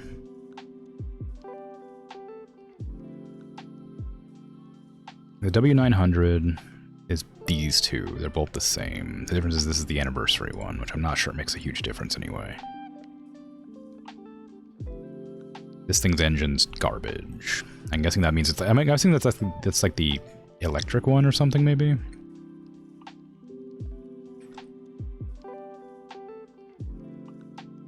Oh, you can just buy your own fleet configuration. Interesting. Well, whatever. I wish the dashboards were, like, better. I think the Mac is the one I decided I'd like the dash of the most, but I don't like how low the driving is.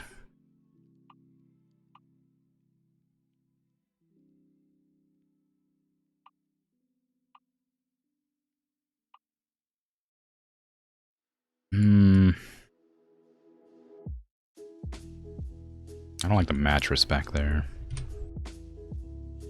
So International's out. Western Star's out. Peterbilt's out. Freightline. I guess Mac is what I want, but I just don't like that it's so weak, so I'm not going to take it. Am I doing Kenworth? I guess I am doing Kenworth after all. A lot of effort just to go back to the one I wanted anyway. Actually, no. Hold on. What's the... I'll never decide. What was the Peterbilt again? Let me have a little look at that real quick. What was your interior? Let me look and see if I actually hate it. I mean, I don't hate it. I don't love it. That's all. Like, I don't like the mattress, but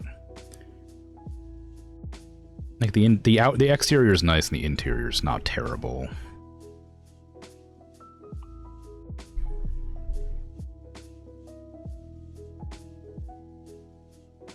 Now we're doing Kenworth.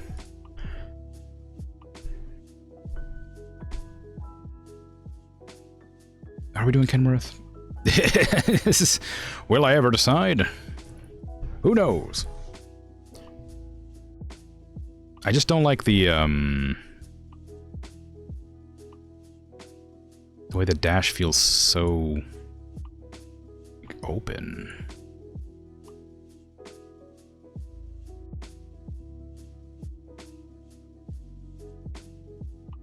I hate it. Hate it. Why can't I just make a decision, you know? Why can't I just decide on a truck? Why am I so indecisive about this sort of thing, you know?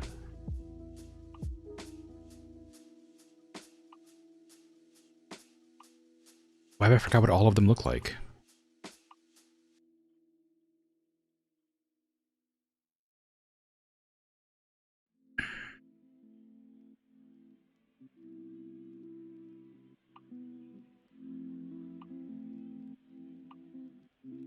.605 is not terrible. I just don't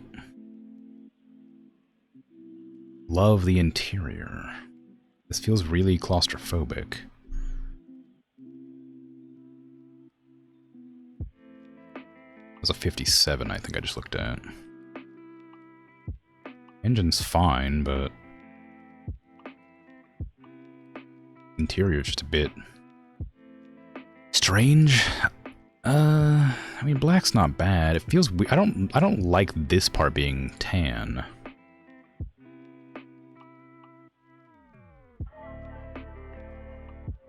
But I think it does look better. I wish the dash changed.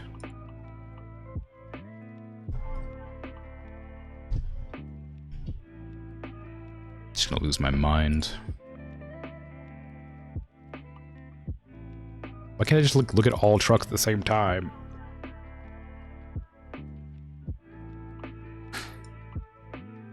Because I'm not going to remember which ones are which. I remember the Peterbilt is the one I like the look of outside the most. I like these. These are cool looking trucks. But they're just like... kind of cold. That doesn't help. It's so bright.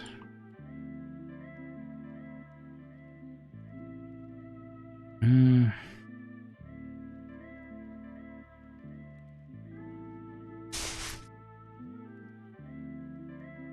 I prefer this dash to the other dash, so maybe I will just stick with this after all. There's a lot of meters on that dashboard. Lord, you'd go insane. Yeah, there's a lot. I'm sure they all mean something. 300. This one's also got 300 gallons, which means I don't have to take breaks quite as often. It's 625 horsepower. The 18-speed engine.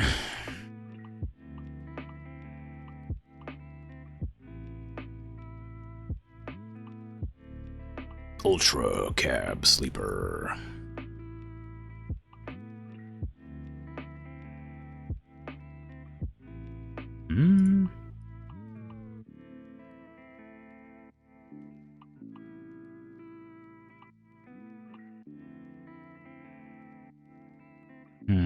Yeah. I mean, I can live with it.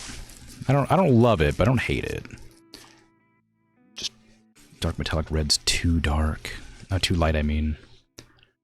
I need like a darker red.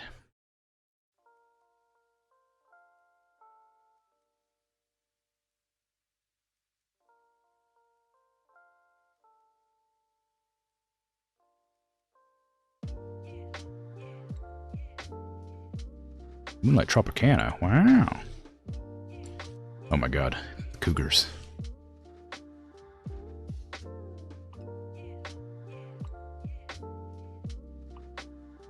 Rodeo. The Wings of Freedom. Pff, Rainbow Drive. Ooh.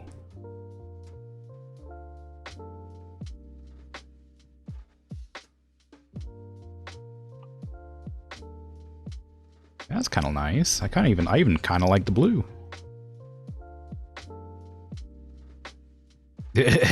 Yeah.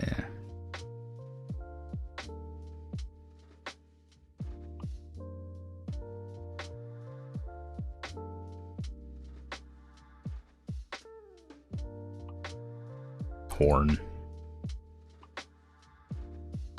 Super roar.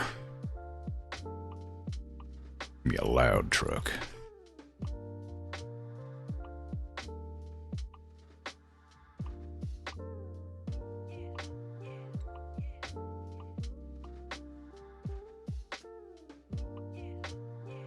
Turbo wing.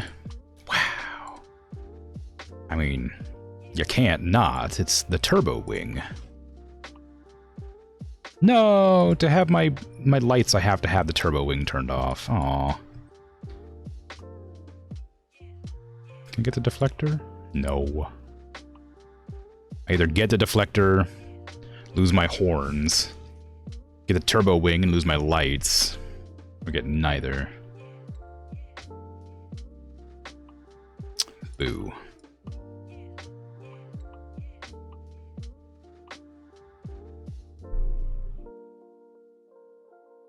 Can't believe this. I guess I do need the lights.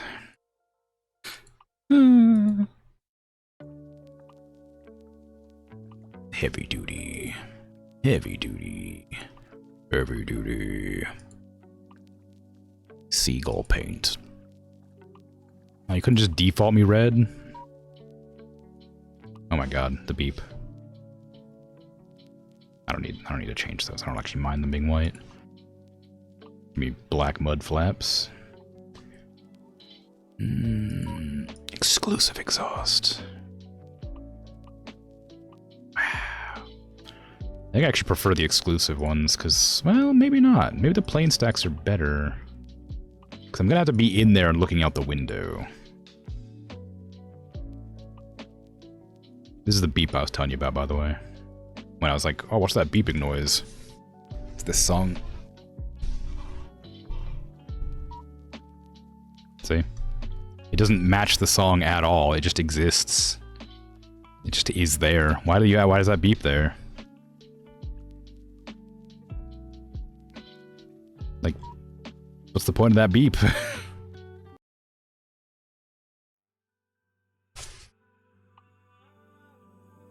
Don't need a tom-tom there. I've got one right here in the middle. I don't really need the front mirrors. I got these ones here I can use. What do you got on the dash? Ooh, reflector. Deflector. Do I want that? Not really.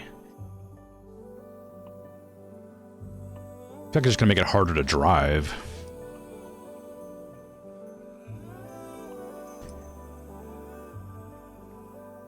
trucks here aren't really printed, so it's funky to see those fancy American trucks. Yeah. Looks nice. Yeah, like a mood ring. Yeah. Gotta go because you got a couple meetings stacked up in a row. Have a good rest of the stream. Alright, take care. Thanks for hanging out. Somehow you misplaced your shredder? Like paper shredder?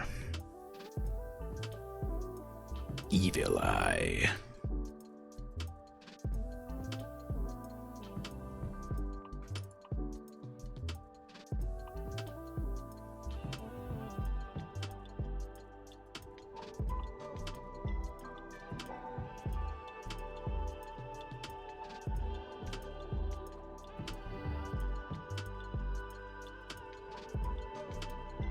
Where is Cat? I know it's here somewhere.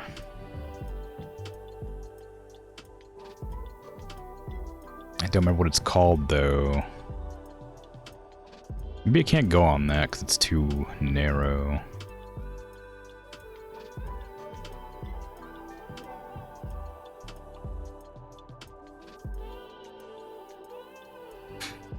Oh, there's Cat.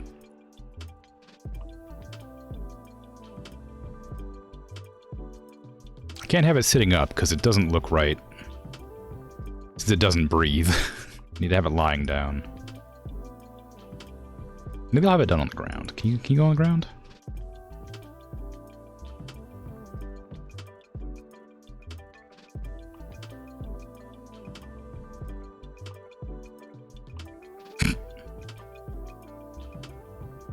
Can the cat go back here? Yes. Okay, cat can go back there.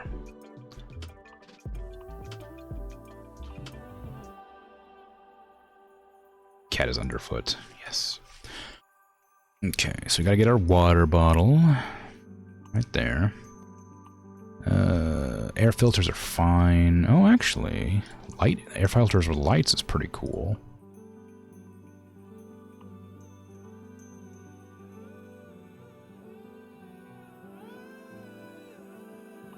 I probably put my map back on. I had a map here last time. I kind of like that. Maybe like a duffel bag down here is kind of nice. Sleeping bag, don't need that. Oh, a backpack, as if I'm gonna go hiking.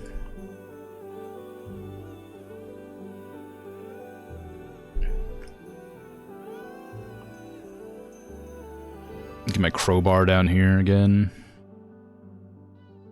Starting to feel like this is just the same truck I had. I'm just making my second truck exactly the same. Where's crowbar? Starts with a C. There you go. Cabinet.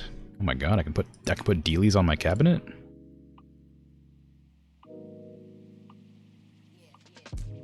No. Well, maybe, but none that I can find. It must be a different mod. Some posters.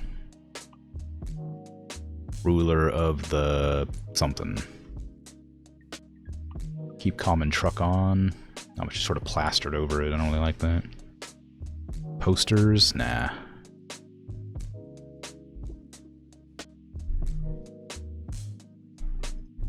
I don't need that. Anything up? Nope. I could put a pillow back there. I don't want it, thanks. Okay, I mean, like, that's pretty good. I might put something on the dash here, but I don't know what.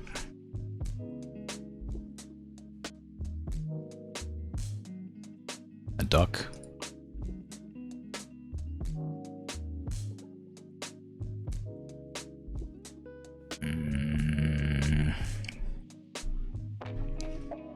Death-proof duck? What? A camera? Holocron? Ah, one of these things. I like those. A little compass.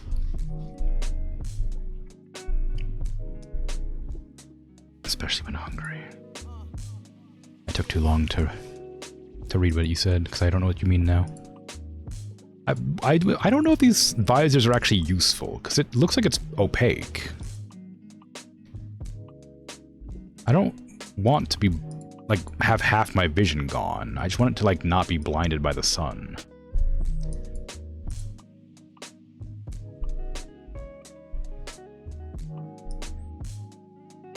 Plum Bob. Whatever that is. Patrick Star. Tree work ahead.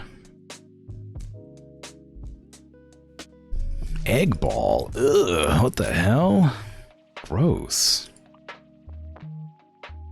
You mean football? Freaking ridiculous.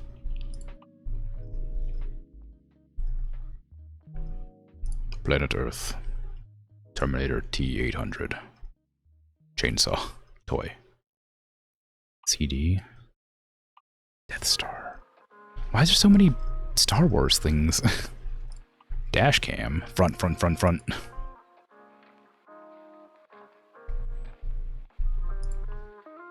I might just put the CB radio back. It definitely should be there, though.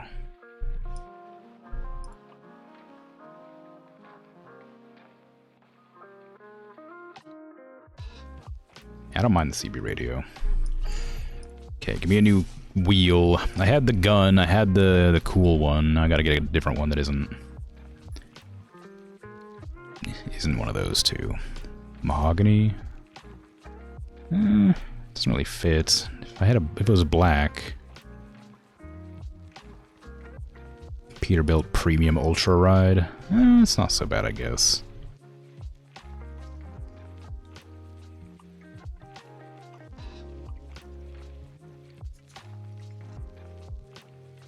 Yeah. I mean, that's just the default one it had, but I don't know. Found it. Where'd it go?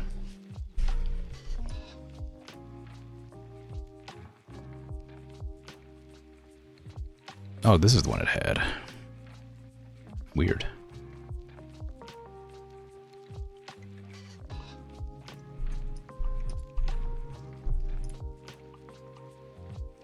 I guess if I'm not doing the premium, it doesn't make sense to have it be the mahogany one or whatever.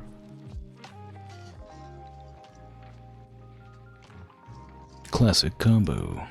I want to make sure I can see the gauges that I need to see. I don't want anything that, like, obscures vision too much.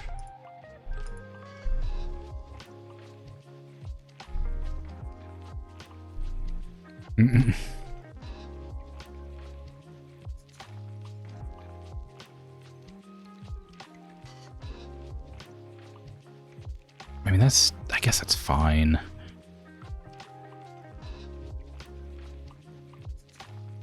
I have to swap to this, though, to make it make sense. It's a different shade of brown.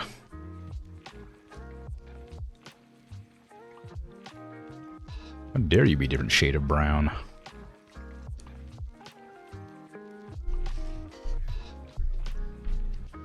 That means I can't use it. I guess I'll just keep it how it is default. It's kind of boring, but like...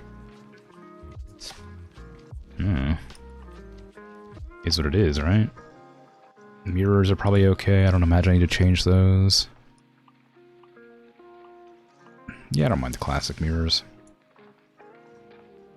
It wasn't the color you expected it to be, which is why you didn't think it was the thing? Oh, even though you looked right at it? Oh. Well, good job finding it, I guess. Despite it have changing colored. Whatever I just said. Despite it having changed colors. Bumper, front banner. Exclusive. It looks dorky for some reason. It suddenly became dorky. Which means I'm using it. Bull bar with the black flares. Bull bar with the regular flares. I think I like this better. Shiny bull bar. Oh, I worry that, like, I don't know if it'll affect me driving or not. Do I like it on there at all, actually? Can I just take that off? I don't really need it. I kind of like that more. Deflector, I chose not to take. I don't think I need the mirrors. There's some flags at the front I don't need. Keep the dynamics. Don't need the paint. Special door handle. Special gas tank and side skirts. Ooh. Ooh, that's a good one right there. Oh, that one's better, though. Wait, can I get... standard? Oh, yeah, there you go. Well, actually, I don't know. I kind of like the chrome. I kind of like this better. I like the underside being painted with the outline. Just looks better. Do I want these? I don't really know if it matters. I think they're just the same thing. I don't think it affects anything except price.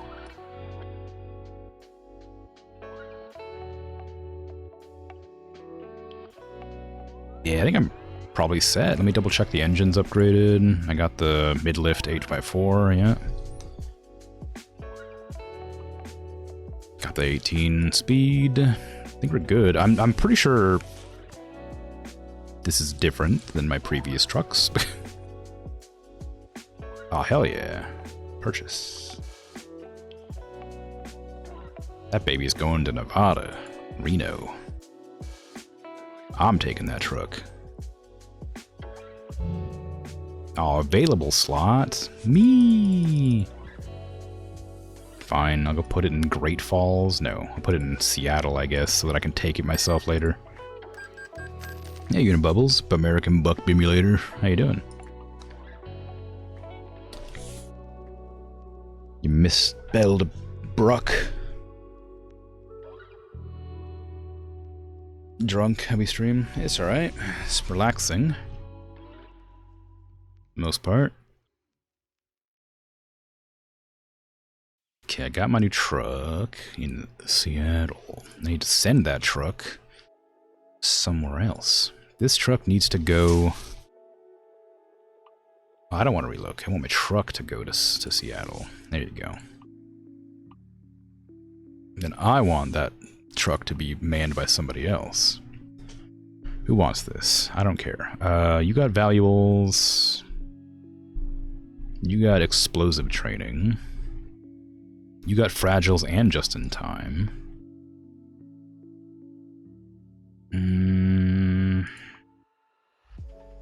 You got explosives, just in time, and fuel economy. I think I probably take Victor here.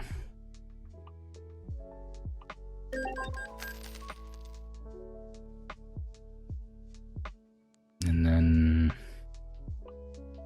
Are they in Seattle? I didn't really check. Where's my truck? Give me my truck. Give me that that one I just bought that I can't remember the name of. This one probably Peterbilt. I did have another one. I had the exact same truck already. Oh well. This one's mine now.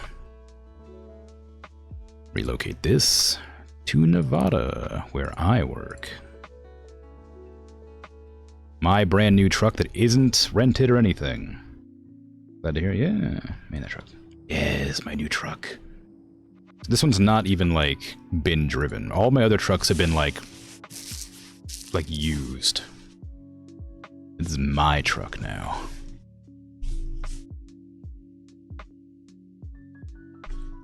I do have to buy another truck though, for Seattle. So just do that. I don't really care what kind of truck. I guess just go with the same truck I have, but like not as cool.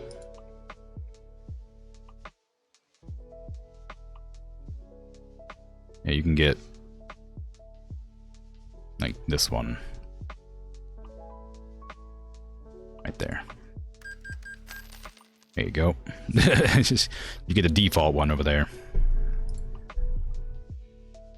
And I want somebody in... Oh, anywhere, I guess. I don't really care. Hire a driver. It don't really matter. Hopefully they're willing to commute. You the same drivers as before. You got 3 points. You might be worth it. You got 2 and cert. You got 3 points and a cert, so I'll take you.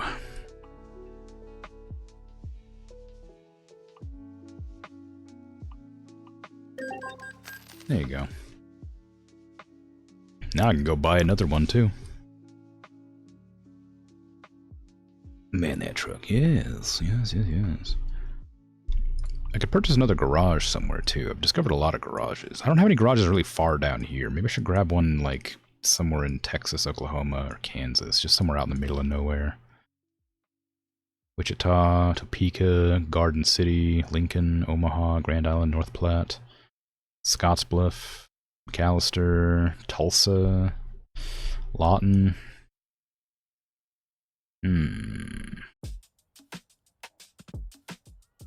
Dallas, Lufkin, Houston, Beaumont. I don't know. I guess over in the middle of Texas probably makes more sense. I can get the large, and I can probably buy another truck for that.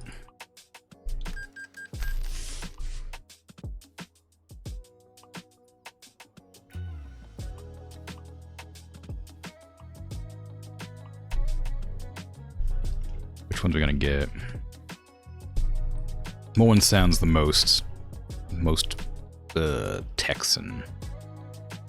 Freightliner, Kenworth, Western Star truck. Western Star sounds Texan, even though it's not West at all.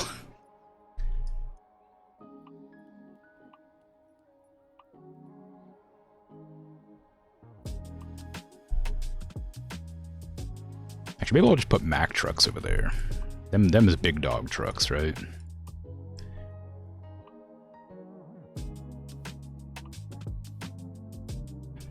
What do I want? They don't really matter none which ones. They all's the same. Anthem 70, Pinnacle 70. I don't remember which one's better. I think they're both basically the same. Anthem's most expensive. I think Pinnacle has a better engine. I don't remember. Here, enjoy the Pinnacle. One driver for Austin, Texas will have a Pinnacle.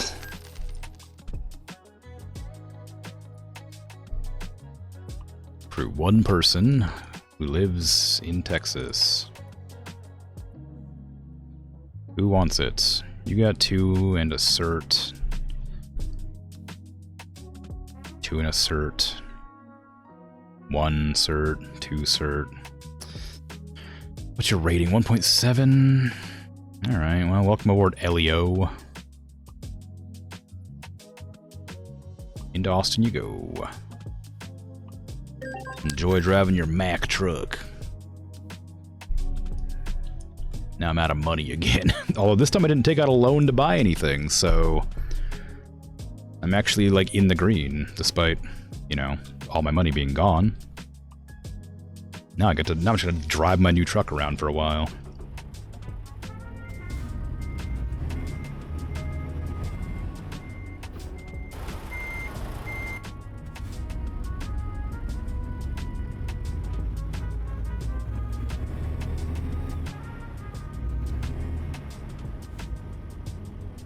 I don't need to refuel it, I just got it.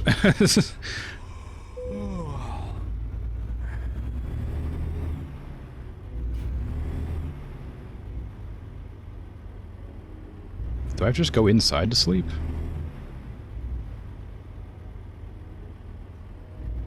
That goes up fast.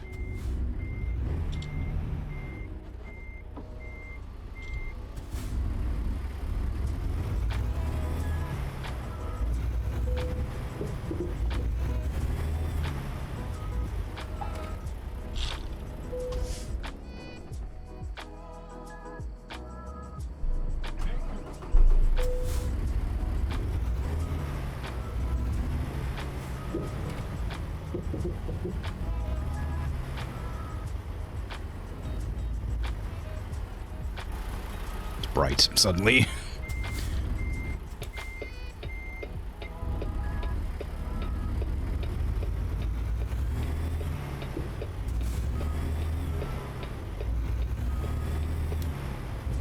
I need to adjust my seating a little bit because it is a different truck.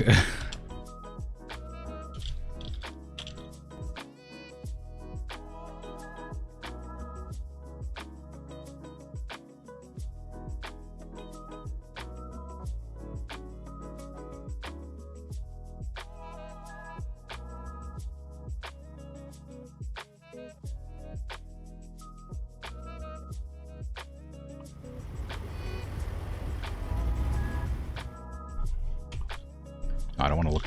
I need to, like, make my camera look down so I can see what I'm looking at.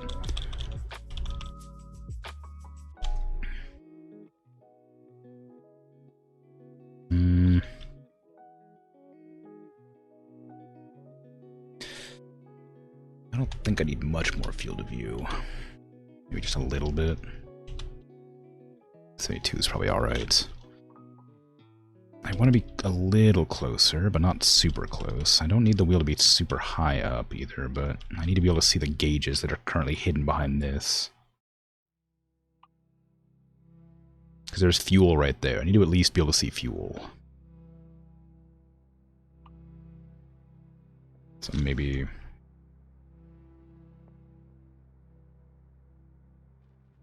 maybe that. Mirrors. Oh god, let's see. Just make sure I can kind of see what I'm doing. I don't have a hood left, or a hood right.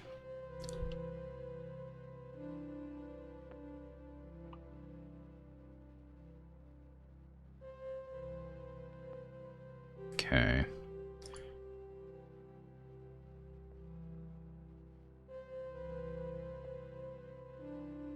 Go.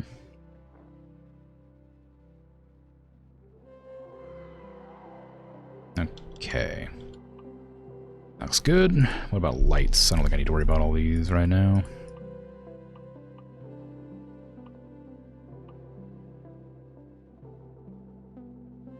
Turn the backlight all the way up, I guess, so I can see. Okay. I can see the gauge now, at least. Didn't even know I had batteries. I guess I don't need to worry about that sort of thing.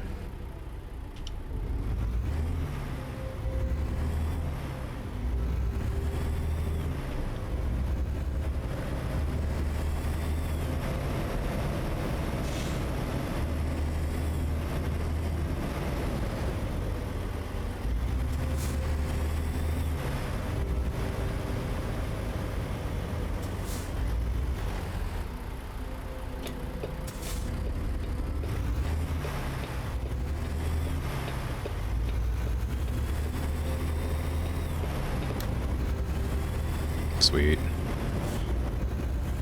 Ooh, I want to be a little bit closer, actually.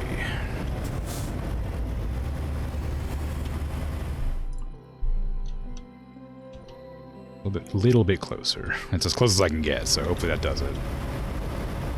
Oh, but now I can't see the gauge. So the wheel needs to change.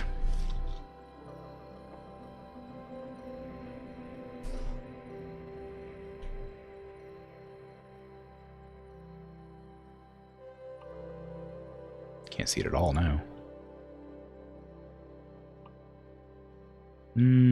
See it better?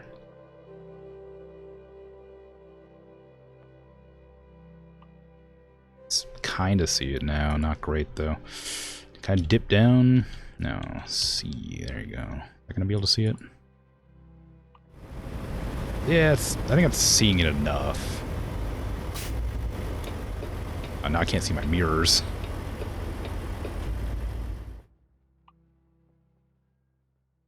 Okay, back up. Adjust the field of view in instead. That's the gauge. It's probably fine. Okay, now I can see the mirror. Okay. This mirror needs to be changed now, though. Just a little bit. There you go.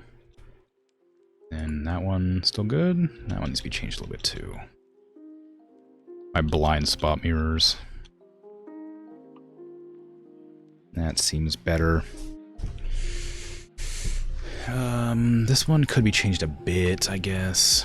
That, and same with that one. Just a bit in. So I can see my truck's edge to know exactly the positioning. There you go. Yeah, it's alright.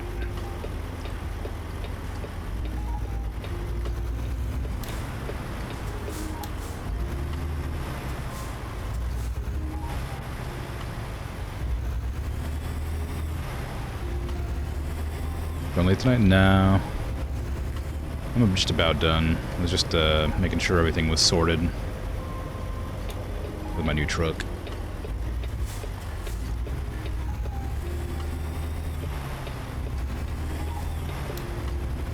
I'm gonna do a big honk real quick, so don't be alarmed. Okay. Just making sure it's the right horns. I got my city limits horn. My emergency horn.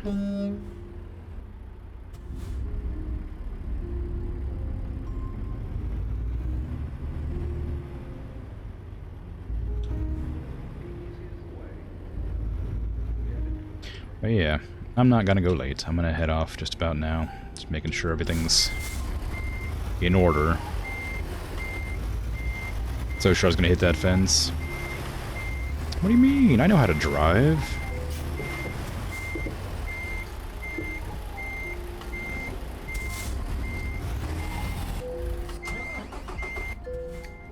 What? Why'd my truck suddenly turn off?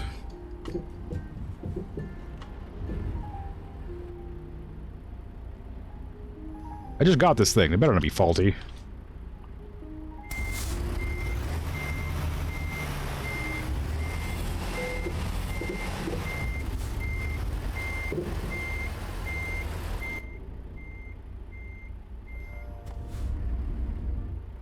Okay. Coolio. I guess that's it for me then. So thanks for hanging out and chatting, lurking, all that. I appreciate it. I will be back tomorrow with Oblivion, and then Phoenix Point, and then Satisfactory, and then something. I haven't decided for sure, but it'll probably either be this or Pacific Drive. But either way, I'm out of here, so take care. Have a good rest of your day, night, afternoon, evening, whatever time it is for you. Farewell. Bye-bye.